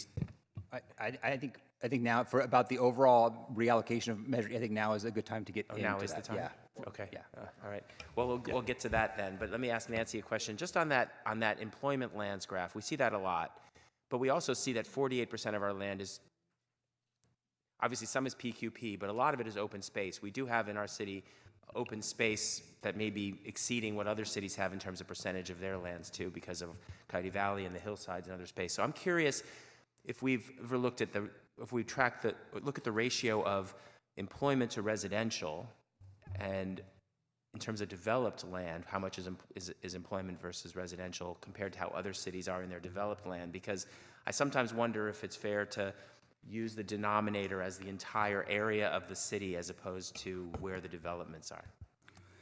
Thank you for the question. Just to be brief, some of that we'll bring back to you. But in general, PQP is not a job generator. It's an open land. There are job generators that are allowed, but it's really minimal. Well, that's developed land, so I would say I would separate PQP from open space probably in that last Yeah. 48%. But I'm just curious because I know that we have preserved a lot of land, and we're very proud of what we've done in San Jose and having a lot of open space. But I'm just wondering what the right measure is as to how much land should be for job center versus residential, and how much is typical in a city for open space. That's the kind of comparison I'm also interested in. We'll bring it back to you. Okay, thank you. And I would just note that I think the ratio of employed residents, jobs to employed residents probably is a better indicator of jobs to that resident, imbalance. that number to me seems, anyway. The okay, more, yeah. but you see the exact same kind of trend of us being lower than all other large cities, basically. yeah. By the way, I'm just going to note, and I want to, just for everybody's sake, since we do have quite a few hands up, I'm going to limit everybody to 5 minutes on the first go round. Okay, so let me just quickly ask a question on Measure E, and I know others will have some questions on Measure E. Let me go. I wasn't prepared for this quite yet. You're talking about a multi-year allocation, so setting money aside now for what we think we need to operate these sites over multiple years. The idea here is that going in the future years, we'd go back to the previous allocation, and we wouldn't have to pull from it because we've already allocated up front. Is that correct? Correct. And then, you did a good job of breaking down why you're recommending it, and it's hard for us, those of us who sat on the homelessness committee, for us to argue with, the rationale behind the need for that spending. I mean, we talked about allocating more for prevention. We talked about allocating more for EIH, and I appreciate also that we're talking about some of these land leases that are very important in my district and for a lot of us. There is money allocated for projects from Measure E for affordable housing projects that will take a while to spend, and some of it may fall through or not ever get spent. How do we adjust for what's happening in reality with a lot of the projects that we've allocated as we move forward in our budget? That question might not make sense. I'm not sure I worded that correctly, but. Yeah, I think I might ask Jackie if she can come down and maybe help. So it does, we do have the funding there that will be, the affordable housing projects, Measure E is a component of a lot of those projects. So there's other housing funds that are for affordable housing. So there are some that were previously committed using Measure E, the ones that are that $35.5 million of retained funding for projects still to come forward to council for commitment or be retained. I imagine those are coming forward toward the end of the fiscal year, or toward the end of the calendar year, and would probably take a couple of years to get through. But since I'm at the end of my questions, I'll just throw in my rest of my other question, which is the NOFA. The next NOFA will be delayed because of this allocation, and what do we think our timing is for when we can begin to allocate additional money for affordable housing? Hi, I'm Jackie Morales' friend. I'm the Director of Housing, the Housing Department. And yes, so what happens when we don't, if a project were not to go forward, we would hold the money and then we would gather all that money to release another NOFA. So right now, we don't have plans for releasing a NOFA for the next fiscal year due to the reallocation. Okay, thank you. I'll move on to the other questioners. If I could just pipe in at the very end here, I didn't notice this, talk about it earlier, but I just wanted to highlight the process to reallocate the Measure E is specified by the City Council Policy 1-18. So the public hearing for the budgets on May 16th and June 12th also are co-public hearings with the Measure E reallocation itself too. And so there's, we have to have 2 public hearings and noticing 60 days in advance of when the allocation would take effect, which would be July 1st. and will be a two-thirds vote of the council in accordance with the city council policy. I want to just make sure that was very clear. That was talked about in the budget itself, but I didn't mention that in my remarks. I just wanted to mention that. Okay, and if we have time, we'll come back, Councilmember. Councilmember Torres? Good morning. Thank you for the presentation. It was very informative and very important to hear. So I do have a few questions regarding the TOT. Is that going to be talked about a little bit more in depth in the next presentation? So I can wait to ask that question for the next one, the next round. I don't think, it's definitely fair game for the next round, since that is community and economic development for sure. I would also say that there is an MBA that will be coming out to talk more specifically about we got prior council direction on being to identify more specifically about what's going on with the TOT, what are the potential alternative uses for that. So there will be some additional information coming out in writing over the next week. Okay. Yeah. I'll listen to the next presentation and figure out to ask the TOT question. One question that I had, I know we just mentioned Phoenix, and I don't have the paper in front of me, but it looked like that we have the same maybe vacancy rate as Phoenix. Do we know what the other vacancy rates, average vacancy rates of our other cities in either Northern California or Southern California? I will come back with that for you. I don't have them right here, ready to hand. Okay, great. Yeah, if I can get those. I know I wrote a bunch of notes down here. Oh, for Measure E, Jim, you mentioned in your presentation that the 1,000 prefab, that funding has already been allocated or has not been allocated? In the 22-23 budget, we allocated $40 million of one-time funding, split roughly between the ARP fund and the general fund to help get to that goal. So that getting to those 1,000 units funded has always relied on a combination of local city funding and continued grants from the state, not all of which we are guaranteed to receive. So they're still in the future there. So if all of the grant funding comes in, we had not, that theoretically would pay for the projects, although what it would also requires is a much sooner big general fund commitment on an ongoing basis sooner. It also constrains our ability to do different things. So that original allocation 22-23 did not contemplate anything for safe parking work. And so what we're recommending with this additional $18 million here is to be able to be flexible so we can also stand up some safe parking sites, which we know is a big priority of the city council. So I think we would still march toward that 1,000 unit goal if we didn't have this funding, but it's a pay now or pay later, to use a phrase someone told me. So that money is going to need to come from somewhere. So it's really just a question of trade-offs as to where that money comes from and when. So that was a maybe, not a yes or a no, from what I'm getting. Yeah. The funding to get to the 1,000 units, we have, for the construction, we have it. Assuming other state grant money come in, we don't have all the money yet for the operating and maintenance, which is why these projects are committed additions to future forecasts, so it would become general fund obligations. Great.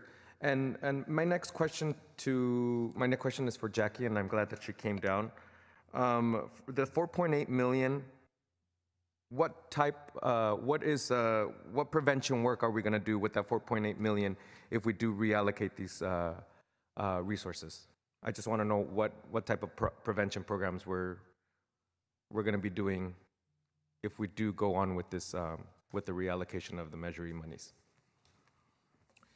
So the doubling of the 4.8 allows us to add additional money for our prevention program that Destination Home is overseeing. And we also could we're thinking about what other eviction prevention programs we could fund through those dollars. So we have some flexibility. And it's kind of confusing because under the previous council, they approved when we bring forward these funding ideas that we are allowed to keep it up at this higher level and that the housing department can actually fund specific programs. So we don't necessarily come to you with detailed line items on every program we're going to fund. Okay, great, thank you. Mayor, if I could just say for a second, Yeah. the questions about the spending of the Measure E reallocation, we can certainly take those as part of the Neighborhood Services CSA. I want to relieve some of the pressure here. But if there's questions about the rationale of the reallocation itself, or the process, we can take those. But if there's additional questions about how that money would then be spent, certainly we can talk about those in Neighborhood Services CSA. I don't want you guys to feel pressure that you can't ask those questions later. Great. Yeah, and I know you all are always available for briefings as well as council members have questions and want to dive deeper. Okay, Councilor, we will come back to you. I'm going to get I have just one more question. I We're know over time. I'll come back to you for your next Okay. question. I'm going to go to All right. Councilmember Ortiz. Just want to make sure we hear from everybody. Go ahead, Councilmember. Thank you, Mayor. Just want to thank city leadership, city manager, and of course, our budget staff for putting together this budget proposal. You too, Jim, of course, and Nancy Klein. Definitely appreciate this robust presentation that you put together for us. I just have one question in regards to Measure E, and then I'll have more when we talk about it potentially later in the budget sessions. I just wanted to flag that I'm feeling that it's a little bit difficult for me to vote on the reallocation of Measure E funds, specifically as it relates to the potential ongoing funding to manage the EIH sites, right, which could go into the tens of millions of dollars and could impact future budgets, right? And I'm kind of concerned where that money would go from. Is it the general fund? Could this have future implications on future Measure E funding? So I wanted to see, before this council makes a vote or decides what we want to do on Measure E, will we have that information before us? Yeah, so we will update we had NBA 3 last year, which really laid all of that out, which talks about what the ongoing commitments would be required from the city council if all of the EAH sites directed to be built came to fruition. So we'll refresh that, especially since we have maybe another site coming online with a long-term lease that makes that a little bit different. So you will have that information prior to that vote for sure. Okay, thank you. I'll reserve my other questions for when we actually talk about Measure E. Thank you. Thanks, Councilmember. Councilmember Foley. Thank you, Jim. Thank you for a wonderful presentation. As always, it's very detailed and complicated, but I try to follow you and understand. The only area I didn't was Measure E, and I know we're going to get to that, so I won't spend a lot of time on Measure E. And Nancy, thank you for your comments, too, about the economic impact and everything. I have a few questions.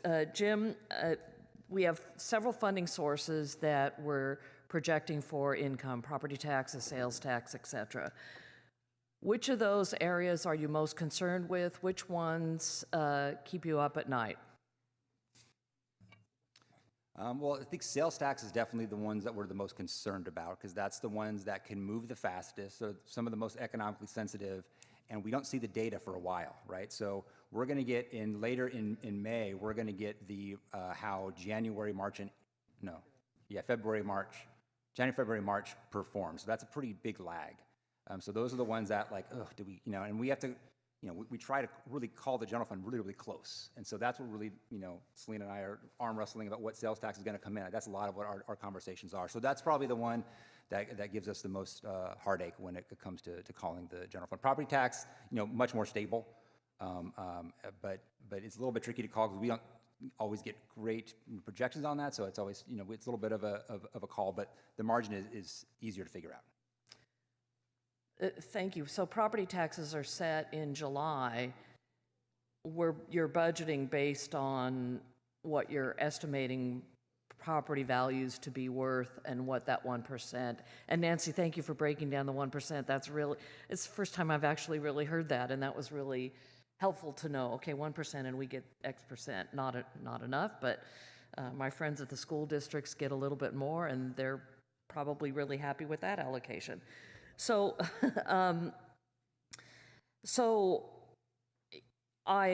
so we get the allocation or an understanding of where the property taxes are in July. How long, what's the real-time data that we get from the tax assessor? When does that come to us? Because you're budgeting now and you're just estimating. So not to go in the actuarial world with you, but how do you kind of figure out where that's going to be next year? Yeah, I'm gonna have Selena answer this, because she loves to answer this question. We start to get it later in the fall, and so, but I'll let Selena lay out the timeline. Thank you. Selena Ubando, Assistant to the City Manager. So we receive information from the county on property tax throughout the year. This is mainly the secured general property tax, not there's multiple other forms of property tax we receive as well. It's pretty set on the values. It's as of this past January, will be next year, but where it can change is roll corrections that happen throughout the year. So that roll corrections can happen all the way up until the end of the fiscal year. So that's where it's pretty stable because it's already set on the value of the homes that we know, but your roll corrections can make it move up and down a little bit. But our first set of property tax information for 23-24 will be received in November. Okay, about the time we get our tax bills. Exactly, Okay. exactly. And how much of the property tax bill is, or property taxes are unsecured versus secured? And for those who, I know everybody in the audience, you're all directors and all that, you know, secured is secured by the real estate, unsecured is really the personal property within a business. So for example, next year, we're projecting $460 million in property tax. Okay, Of that amount, $435 million is secured, okay, of which 375 is actually the general secured, because then you have your ERAF and your SARA that are combined in there as well. okay. Thank you, that's helpful. You're welcome. I know my time's running out, but I have one question regarding staffing. You've budgeted for 7,033 staff members, and that, I'm assuming that's fully staffed. So do you calculate a percentage of actual vacancies? Because we'll never be at that 100% raise, or 100% area, which seems like we're overestimating then the staffing expense. Do you consider what our vacancy rate will be historically, or use a historical number? Yeah, maybe the way to answer is yes, we do consider potential vacancies as part of our overall budgeting strategy. So that $7,000 figure are budgeted FTE, full-time equivalent positions. You could have multiple head counts in some of those, because some of those are part-time positions. We account for vacancies in two ways. One of them is we have a vacancy factor that's built into every department's budget at a very detailed level, so the costs are reduced by anywhere from 0.5% to about 3.5%, depending on which department that you are in. We don't go higher than that because we don't want to constrain departments in their hiring, but that's part of. But then we also then consider the savings at more of a citywide level in the general fund as we put together our forecast. So we assume, for example, in our forecast, a $30 million ongoing fund balance estimate as essentially an ongoing source, which is a combination of savings and excess revenues above what we projected. So in effect, if our budget is spent exactly as we budgeted and revenues come in is exactly as we budgeted, we've done it wrong. We're expecting to be wrong by the tune of $30 million. So we address vacancies at a budgeted vacancy rate, and then we step back and say, well, we don't want to constrain departments, so let's assume we're also going to get some savings from a citywide perspective too. And Jim, I just want to pipe Great, in. that's helpful. Just to clarify, it's also not only to not constrain departments from filling those positions, but also from backfilling them as they're vacant. Right, thank you, that's very helpful. Thank you, Mayor. Great question. Thank you, and helpful answer there. And I do want to, I know we will have the opportunity to talk about Measure E in other sessions, of course, and everybody can always get briefings from staff, but this is a good time to ask as well, as we talk about this kind of macro, big move we're making and what the trade-offs are, right? You know, how do we accelerate interim and do some safe parking and address RVs versus doing a NOFA? And I think these are relevant and important discussions for us to have as a council, and this is a good opportunity to do that. Okay, we're on to Vice Mayor, and we're sticking with the 5 minutes. I'll be quick. I know that we're probably going to have more detail later on, but, you know, whenever I see the bubbles that the mayor referenced, I'm always concerned, and considering that it's 13.5% when we're looking at land uses for, jobs versus housing, and we're always in that jobs versus housing imbalance. It's the jobs that are going to pay for the services. So I just want to know, what's the plan to increase that over time? I know it doesn't happen, immediately, but I think that when something comes to council, there should be a little sort of impacts to when things get converted, to say that, yes, in fact, this is the economic impact to the city of San Jose. Because at the end of the day, I think that we're really doing a lot of really good things on housing. We need to do more, and I agree with that. But at the same time, we need to increase our revenue base, because that is what pays for a lot of the services. So I'm just wondering, what's the plan? First of all, thank you very much for the question, Vice Mayor. Very much what we were trying to we're in alignment on your sentiments. Chris and I were Burton and I were just doing a bit of texting back and forth, and unfortunately, life gets harder for us and the council before it gets easier. With SB 6 and AB 2011, much of our commercial land will be at risk, where we won't be able to say we can't put jobs. We definitely need jobs, and the plan has been engaged in with housing and PBCE, for example, very strategically in North San Jose, where additional land was set aside specifically for affordable housing to give a competitive advantage so that they could get land where they won't get beat out. Hopefully when the market returns, they'll still be able to buy land for affordable. But to be careful about not going beyond the areas that have been set out for jobs land, because quite a bit has been set out. Part of that is a plan to make sure we do have enough for housing, because we absolutely need to provide the housing, both market rate and affordable. And protecting the land that we can for jobs is part of the plan. Maybe, I know we haven't done this in a long time, but maybe there are strategic ways to incent heavy property and sales tax users that are job generators in manufacturing, for example, with chips and other things coming up, but always being clear about how we can keep or grow our base, as well as anticipating future IGR, intergovernmental relations needs, like with EVs. It's just a small example. Work for sure on those auto dealers with planning to be able to, because that is an issue that's coming, and to anticipate it and make the best of it. Great question. I'd also just note, Nancy, I think it's probably fair to say we don't have a real strong plan for growing. Right now, we're in defensive mode. It's a lot like our urban forest. What we're seeing is steady declines. We're seeing conversions away from it. We're seeing our urban I think they're very parallel processes. Right now, it's really about protection and preservation of employment lands more than anything. Is that fair, Nancy? Yes. Okay, just want to make that clear. Chris again mentioned a good step yesterday was something like STAC that came with jobs and with heavy utility tax user in the data center. Yeah. Awesome. Thanks. Councilmember Batra?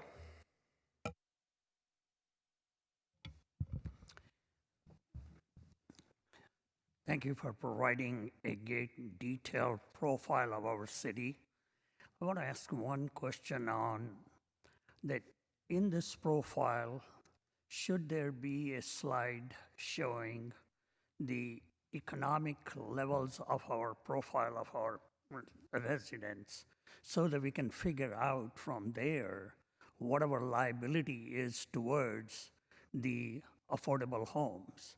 Because at the moment, we've seen different kinds of things there, tax base and the revenue base and all that, but I'm not sure if our need for the affordable homes, the amount of money we are going to need, can easily be derived from here based on what our job profiles are of people, the income profiles of the people are there. Does that make any sense to you, or need to work on more clarifying the issue? Councilmember, thank you very much. In past times, either for budget or other instances, we have put together an economic profile. I would defer to Jackie. I'm not sure that anything's going to tell us an absolute number of the affordable housing. There are a lot of estimates about ranges, but hopefully part of that, as part of plan, is growing our ability to do meaningful workforce development, to bring more people more opportunity. Yeah, what I'm trying to, and I'm not sure that if my question is phrased all that greatly, what I'm trying to figure out is that, we deal with the extremely low income and all that, and each one of those places a certain amount of requirement on our funds because of that. So if there is a profile of that, ranges, not of telling us where our people are in the city of San Jose, the 1 million people, then we can try to figure out that something in future, what is the amount of money it's going to be needed for those not market rate rental properties. I knew Jackie would be here. All right, so I'm going to reframe the question to make sure I'm answering it correctly. So what I think I heard is that you want to understand the economic cost of what it would take for us to build the required amount of affordable housing that we need for our residents. Is that what you said? Yeah, that's a good phrasing. Okay. All right, so when we think about the housing element, which provides kind of a goal of what the future needs for affordable housing are, as given to us by the state, we can absolutely model like what would be the cost in order to achieve the required amount of housing just to meet the RHNA goals that are required under our housing element. Would that be helpful? Is that what you're Yes. thinking of? Yeah, that would be certainly helpful because that's a huge amount of liability coming our way, whether you're there. Right, and let me just clarify because I saw Jim's face. So we're not necessarily required to fill that gap. We never fill the entire gap because the gaps are filled by multiple sources. And we did not meet our RHNA goal under the current housing, last housing element, and so it's not a requirement to meet it. It certainly gives you a sense of the tremendous need that exists in our community for low-income housing, but it is not a requirement on the general fund, and it's not a liability on the general fund. No, but as a council, we have an obligation to meet the needs of our people, so we have to find ways to, it's not a requirement, but it's sort of a moral obligation of ours to be able to do it, not a legal obligation, but moral obligation to do that. So we have to address that. So, okay. Thank you. Okay, thanks, Council Member. Councilmember Dewan? Thank you, Mayor. Thank you, staff. That incredible report, very eye-opening. I'm in awe with all your hard work and putting this together, the budget review. I, as many other council members, have question on Measure E, and I'll defer that to later on, so that way we can. Okay, I can. Well, there was $10.5 million homelessness response and outreach, and according to yesterday meeting, our housing department saying that they only have 5 personnel that does everything.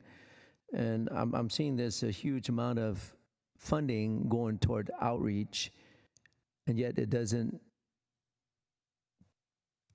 show we're actually doing the real outreach out there.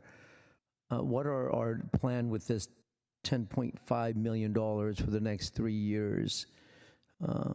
Is there in detail of how we spent this money? Councilmember, yeah, so there is, the detail is talked about in a couple of different places. We sort of highlighted it in attachment D to the transmittal message, but then it's also talked about in the various departments for housing well, for that 10.5, it will be in the housing department as well as the citywide expenditures department. So it would be $7 million.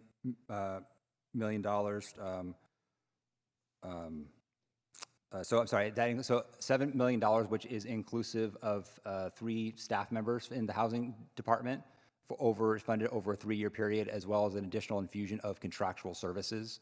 So including a surge of $1.3 million of contractual services in the current year to try to meet that target of getting 1,000 people from unsheltered to sheltered capacity by the end of the calendar year, followed by an additional 2 years of $800,000 for contractual services work. So some additional staffing to beef up Jackie's team, as well as additional contractual services work for our nonprofit contracted partners to continue to make connections with the homeless, unsheltered folks. Jackie, you want to add to that, please?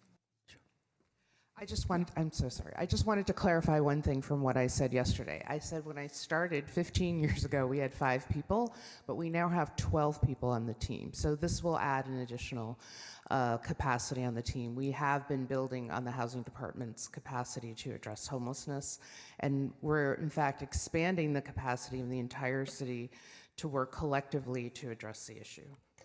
Thank you for that clarification. And then the other piece, so there was the $7 million was for the contractual and the staffing, an additional $3.5 million to continuation of the San Jose Bridge program for a further year.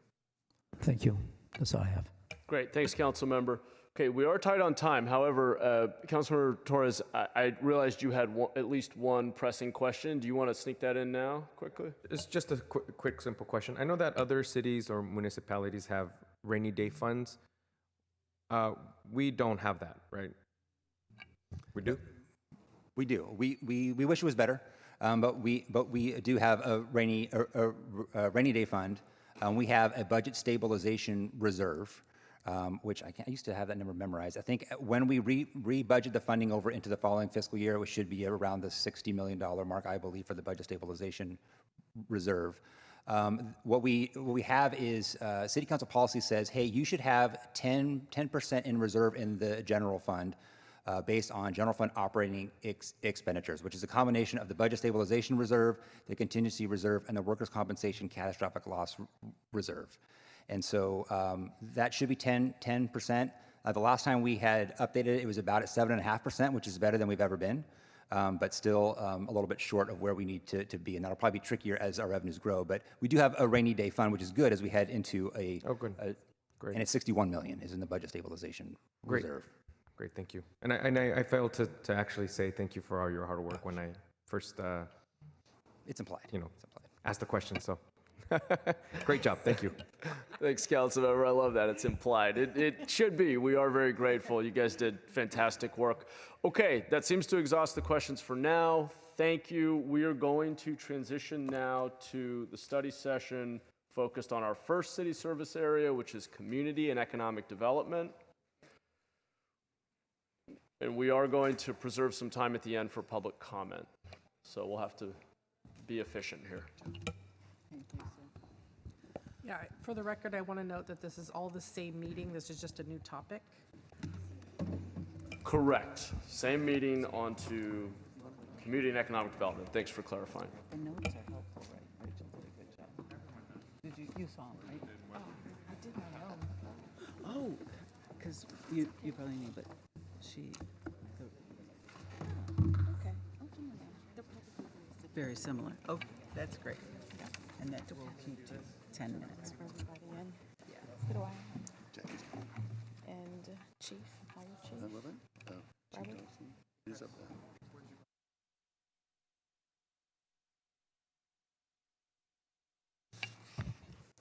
Good morning, Mayor, Council, and members of the public. Rosalind Huey, Deputy City Manager. I'm joined today by Nancy Klein, Director of Economic Development and Cultural Affairs, Jackie Morales-Ferran, Director of Housing, Chris Burton, Director of Planning, Building, and Code Enforcement, Matt Lush, Acting Director of Public Works, and Fire Chief Robert Sapien. The Community and Economic Development Service Area is really excited to kick off the 2023-24 operating budget study session today. I like to say that the scope of our CSA is really the entire 180 square miles of our city. It's nearly 1 million residents, over 80,000 businesses, and a host of community partners. We in our city service area see ourselves as city builders, and we care deeply about facilitating development, producing affordable housing, developing forward-thinking planning and land use policies, creating great public spaces and cultural offerings, and we do this while we engage and lead with people. Our 5 primary departments are shown in this slide, and we work hard to collaborate and speak with one voice. And we do this really weekly through our CSA meetings, where we come together to strategize, to discuss major policies, and to really work together to solve really difficult problems. On this slide are a sample of budget programs in our CSA. These include business outreach and assistance, affordable housing development loans, apartment rents ordinance administration, citywide planning and housing policy, and serving our customers in development services, including environmental review, historic preservation, building construction and inspection, fire safety, and public works permits. And now I'm going to turn the presentation over to Nancy, who will share our performance dashboard, service delivery, and share some highlights of our proposed budget actions. Thank you very much, Rosalind. And in the interest of time, I'll run through the slides, and the department heads will be available to answer questions council may have. Here are performance measures that correspond to our priorities. That first chart aligns with the jobs that specifically speak to work done, proactive work done by OEDCA. We want to note that in part of the numbers just between TikTok and Olympus, both in attraction and in retention, those are over 3,000 jobs that were brought or retained in San Jose. Chart 2 on the affordable housing units is a positive trend and an increase of production for the coming year. And there's also a bigger story that Jackie can talk about in the pipeline that's not covered in the chart. Chart 3 for PBCE shows progress generally. I know we have, in some instances, some charts that think about it as some not as progress, but this identifies progress both in plan check times and inspection times for 24 or 48 hours. Chart 4, this really focuses on feedback that PBCE gets and the consistency. The chart 5 on jobs per employed residents, the numbers here were taken in March of 2022, and they'll be updated when that comes. Even though it looks like the JER is declining, we believe it'll be just about flat. On chart 6, workforce clients, what this is showing is that there are an increasing amount of discrete services that continue to rise, and there are more employees yet that are helped, individuals helped by Work to Future that aren't quote unquote enrolled. Going on to the next. This table shows the CSA budget by department. And we see that we've gone from roughly 330 million to 243 million, a loss of 26.5%. And what that really comes from is the loss or removal of one-time funds. Positions are very, very steady. The decline in OED, again, because appropriations totaling roughly 13 million that were funded on a one-time basis in 22-23. Fire didn't have appreciable differences. Housing similarly declined by almost 40% due to elimination of one-time state and federal funds. PBCE, 3.5% loss, again, removal of one-time funds. Public Works is a little different. The 10.4% reduction is largely attributable to telecommunication carriers reducing their network build investments. The next slide, our CSA anticipates a few things to be key to our service delivery environment.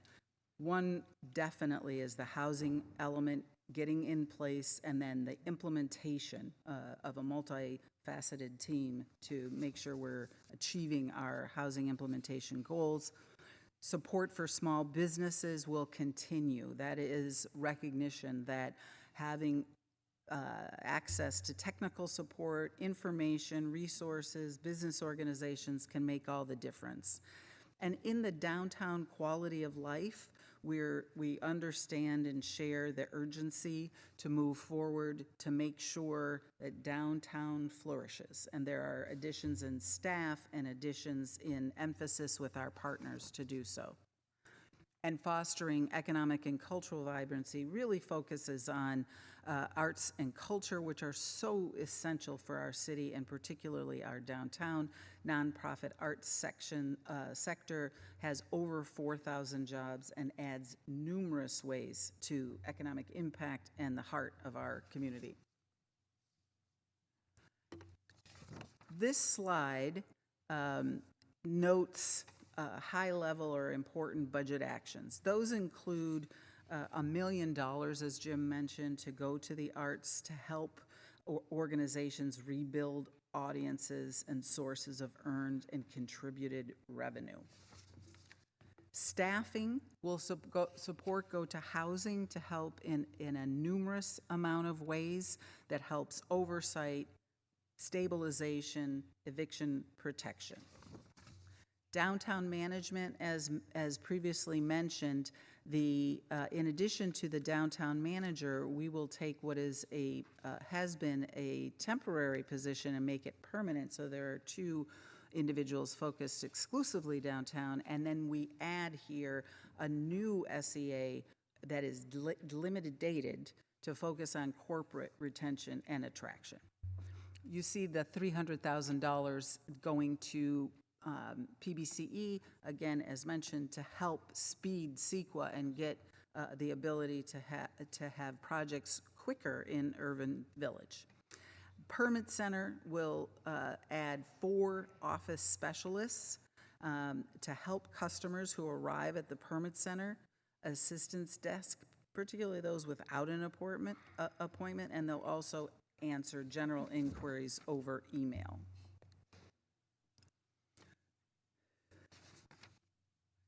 In summary, our CSA will continue to work together to strengthen the arts, fortify small businesses, enhance downtown vibrancy, implement the housing element, and advance the development services customer service framework. And with that, staff is available for questions. Great. Thank you so much. Councilmember Foley? Thank you. I wasn't counting on that. I just had, thank you for that presentation. I just had a couple of questions. What's the timing? Really happy to see the mobile home parks in the CSA. That's really critical. What's the timing for completing those general plan changes? So thanks, Councilmember Chris Burton, Director of Planning, Building Code Enforcement. There are multiple phases to that project. We're underway on the sort of current next step, and this is the final funding. So we anticipate the current batch will go in this calendar year's general plan cycle, which will be towards the end of the year. The follow-on will likely move into the next year, but we'll see if we can move it as quickly as possible. Okay, great, thank you. And Jackie, I have a question for you for NOFA funding, and maybe you could just give this to us later, because you may not have what I'm going to ask, but I'm really curious about what's the number of projects that might be at risk if we redo the allocation of Measure E. Not just the number of projects, but the dollar amounts would be really helpful for me to kind of understand the implications of a decision like that. So you may not have that now, but if you could get that to us later, that would be really helpful. I'm sure it'd be helpful for me. I'm sure it'd be helpful for everyone else.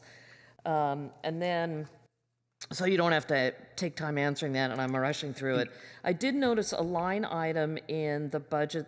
It refers to it as destination home staffing. Can someone give me some background on what that is? That's a position funded by Destination Home in planning. Oh, it's the other way around. Okay, I looked all right, I looked at it as we were funding, it's the other way around. Thank you for that clarification, I appreciate that. So concludes my questions, thank you. And Councilmember, the amount for the technical sort of reallocation of the percentages is in a forthcoming MBA for the Measure E, so you'll see that there. Yeah. Thank you, I look forward to that. Thanks a lot. Thanks, Councilmember. Councilmember Torres? I'm looking here for my questions. I'm sorry. It's kind of with the presentation. Do you want me to come back to you? Yeah, please. Sorry. Sure. I'm looking here. No problem. We'll go to Councilmember Batra.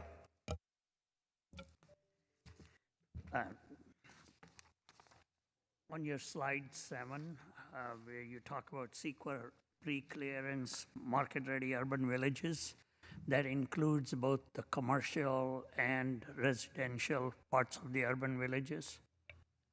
Thanks, Councilmember. Yes. Last year, through the last year's budget cycle, Council allocated money for staff to go and do one market-ready urban village. So it's the whole planning effort around what goes on. We're currently in the process of identifying which urban village that is. We'll be returning to CED likely in the summer to discuss that. So this action gives us the money to do the pre-clearance for CEQA for that urban village plan that we're already working on. Okay, that's good. That's cuts the time short between start and the finish. Okay.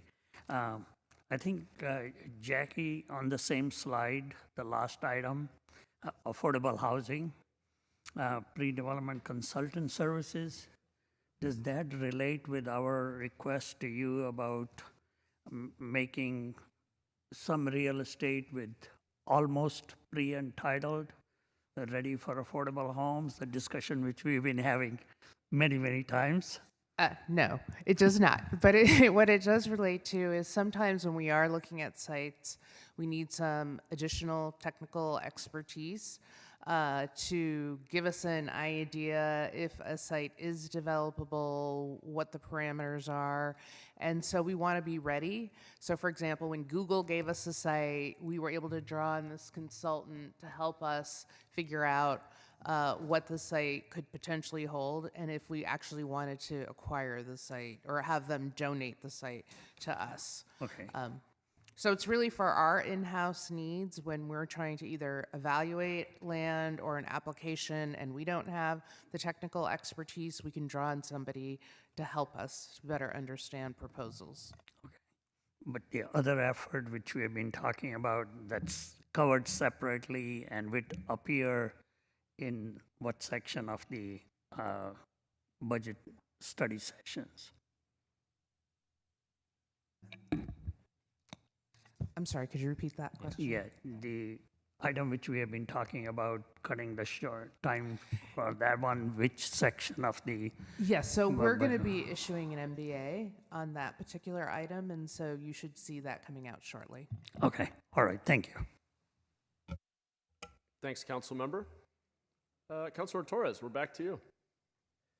Great, thank you. Nancy, I'm looking at my notes here, and I didn't write it down right because I have chicken scratch. But you said that there's going to be for the downtown management and citywide business development staffing, you're going to have somebody just primarily focused on large companies. I was writing it down, and you just went so fast. Thank you. And yes, I did go fast. Sorry about that. That's okay. Short in time. We do add a 2-year time-limited position that will focus on corporate retention and attraction. And that will include downtown, but will have a broader citywide piece. It doesn't necessarily have to be large companies, but maybe sector-oriented companies, supply chain companies that would be great to have in San Jose. Okay, great. Not mostly we're hoping to attract companies where folks actually have to come to work and not stay at home. That would be great. That would be part of the goal. Okay, great. And then the other one is is I'm going a little bit back to the little bubbles that you showed us, and I see that we obviously had one-time funding last year. That $13 million is now gone, right? We went from 86 million 2022, 2023 to 65 million in this potential budget year, right? That's negative 24%, right? $13 million less. What concerns me is obviously if we don't have a vibrant downtown, then that sales tax is not going to go any higher, right? I see the other cities like Cupertino and Campbell and Mountain View, and obviously I pinpointed those three cities because that's what I hear when folks say they don't want to come to downtown, right? It's those three cities. Oh, I'd rather go to Castro Street in Mountain View, or I'd rather go to Campbell Avenue in downtown Campbell, or I'd rather go to now Cupertino, wherever they go to Cupertino, because I don't even know where Cupertino is at this point. But those are the three cities that people go to that don't go to our downtown. And so, you know, the $13 million in one-time funding is particularly concerning, right? But I know that we are setting ourselves up hopefully for success this coming year. So the question that I have is I think we can utilize some more of our funding to improve the arts in our city, right? And I don't know if you've gotten that email that the whole city council gets regarding the email with the San Jose Arts Advocates. Have you gotten that email, Nancy? So I don't have to ask you all those questions. What do you, as you know, Director of the Office of Economic Development, what do you think about that? Those proposals or those ideas from the arts advocates? I believe Jim is going to take the first cut at that, and I can add in. Okay. Yeah, thank you for that question. Yeah, so I think, again, I'm late in getting out a MBA that kind of addresses a lot of those items. I know what the arts advocates have been asking have been for a reallocation of the TOT that goes into the general fund. So, right, that TOT is split 60-40. 60% goes to the transient occupancy tax fund, 40% goes into the general fund. So I know there have been some concerns about the level of TOT not increasing the rate the rest of the city revenues have. And so for some reallocation of some of the general fund or all of the general fund amount into the TOT fund to go then split amongst the partners, which is obviously really challenging because that's about $16 million in the general fund that would thereby sort of come out on an ongoing basis. That would take that $35.3 million surplus and subtract that by $16 million. So that's sort of challenging for us to manage through. Also, the general fund is pretty, already has to lean into the fact that because the TOT revenues are down in other areas, but specifically for capital, we have to chip in more for capital. So for example, we have $12 million in this budget for capital rehabilitation at places like the Center for the Performing Arts, the Children's Discovery Museum, the Tech, all those places that require some pretty significant capital investment. So hopefully that addresses your question. If Nancy wants to add anything, please do. That's great. Thank you, Jim. Great. No, I definitely saw those numbers, and my 5 minutes are up. But I mean, when we'll have another go around, but then we could also talk offline about these things. So great, thank you. Councilmember, I don't actually have any other hands at the moment, so if you want to ask one more question, feel free. Actually, no, I You're didn't good. have any. You're happy? Okay. Yeah. But it'll come up, I hope. Okay. Great. While colleagues think about if they have any other questions, I did just want to go back to, I know staffing was referenced, and specifically in PBCE, since virtually every new dollar of investment in housing and jobs in our city flows through that critical department. I was just curious if you could share a little more about the actions we're taking to bring down vacancies, and if you feel like where we are with this budget is setting us up to have the staffing levels and the capacity to really be able to facilitate that investment in housing and jobs that we've been talking about. Yeah, thanks, Mayor. I think it's an excellent question, and certainly one that has been on my mind a lot for the last year and a half, almost 2 years. So, through the budget, there's a couple of key actions that we're taking, and in some ways it's to sort of make the investments and give us the support on the administrative side to ensure that we have the ability to hire and hire quickly. And then on the other side, it's really to think through how do we mitigate some of those challenges on an ongoing basis, because we know that this is a long-term issue and we don't have quick solutions. Many of the issues that we face from a staffing perspective, are issues that are faced by the industry more broadly, certainly by other cities, by other industries as well at this moment in time. So as we think about it, and there's a couple of really important pinch points through the process right now, certainly in building plan review, there are concerns around our ability not just to process those permits, but to actually attract folks into those jobs. And so we're carrying a high vacancy rate there. And so the 4 positions that Nancy referenced that are really focused on the permit center is not so much about the kind of intake of projects, is how do we do a better job of communicating with our applicants.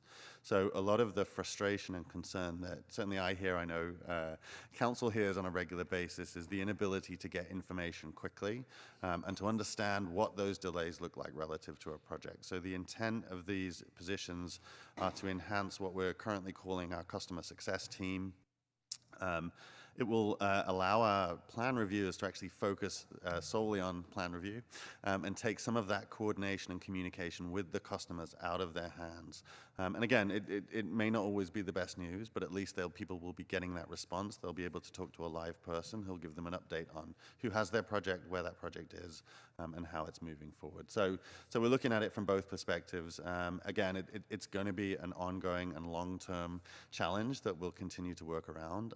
And so we need to think of ways to change the system to support that.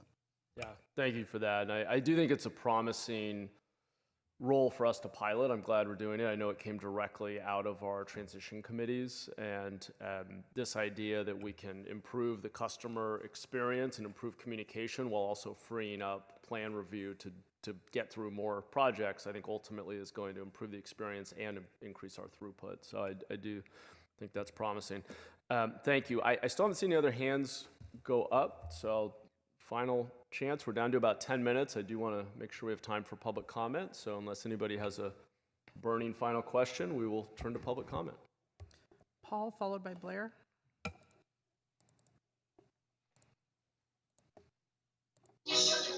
Paul Soto from the Horseshoe. One of the things that I think that we really need to consider in terms of property taxes is amending Prop 13. Prop 13, when you have an assessed value of a property, people that are under Prop 13, they're not paying their taxes. They are not paying the assessed value of the taxes on those red line districts. So this is what we've done over time, over generations, over the past 4 generations. What we've done is concentrated the wealth in Willow Glen in the Rose Garden areas and Cambria. And then we're allowing them now, fast forward 80 years later, we're allowing them to continue to profit from that racist policy. I mean, this is disgusting. And then we're giving them protections under Prop 13. Not everybody has Prop 13 protections, but there is a large, significant majority in those districts that are profiting because their equity is exponentially tied to the Google development. That's why District 6 absorbed Barrio Horseshoe. So that was already planned out. They knew what they were doing when they did that. Then they gave, Willow Glen gave historic landmark preservation protections to all of the homes on the south side of the tracks that go through the Horseshoe, because the ones on the north side of the track are going to be demolished. That was referenced in a meeting last week. So what we need to do is start taxing to generate revenue. We need to start taxing those properties. A bond measure has to be created that's going to tax the, y'all are not just, you know what? It's a waste of time for me to even talk. I'm cool because I can see you on the screen and you guys are just not paying attention. Whereas I listened to you for 2.5 hours. That is extremely disrespectful. Extremely disrespectful. You know what? I'm done. Blair. Hi, Blair Beekman here. Thanks. It's budget time. I guess it's time for myself to bring out my some of my usual points that I make to yourselves. I know it gets a little redundant and boring, but to be reminded of the things I believe in, I think they're good things. And I think it does something, it can be hopeful for yourselves to be considering what I constantly offer. My few items that I continually offer, I think can be helpful just to understand some basic concepts of our future, basically. One is, I think in the next year, it's my understanding in 24 and 25, we have really good community projects coming down the pipe and really culture that is ready to go. And I hope we're really trying to get there in really good positive terms, kind of our better selves, our best practices. We used to have a tradition in San Jose when recession talk would come around, we'd fight really hard to make sure recession would not come around and that we would work towards our more positive selves to address our problems, issues, and how to get out of problems. And I hope we're doing that now at this time. And that also includes disaster capitalism practices. We don't have to rely on the concepts to build that better future that's way for us in a few years down the road. We do good practices now, our most positive selves now. That brings us to a really good outlook for 24 and 25 that you're working on now. Good luck in those efforts. Obviously, my talk about earthquake a few years ago has occurred, hopefully. Good luck how we can do that sort of thing. And a real good luck on mixed income ideas that are mandated to us by 2029. Why not talk about the flexibility and good practice? Alex?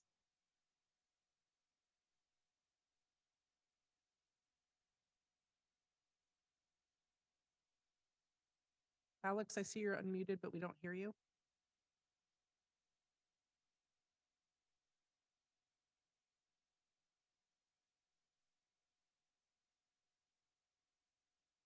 Okay, I'm going to go back to council. Okay, thank you, Tony. Want to thank our city manager, budget team, everybody who presented today. Really excellent presentations, great questions and comments from colleagues.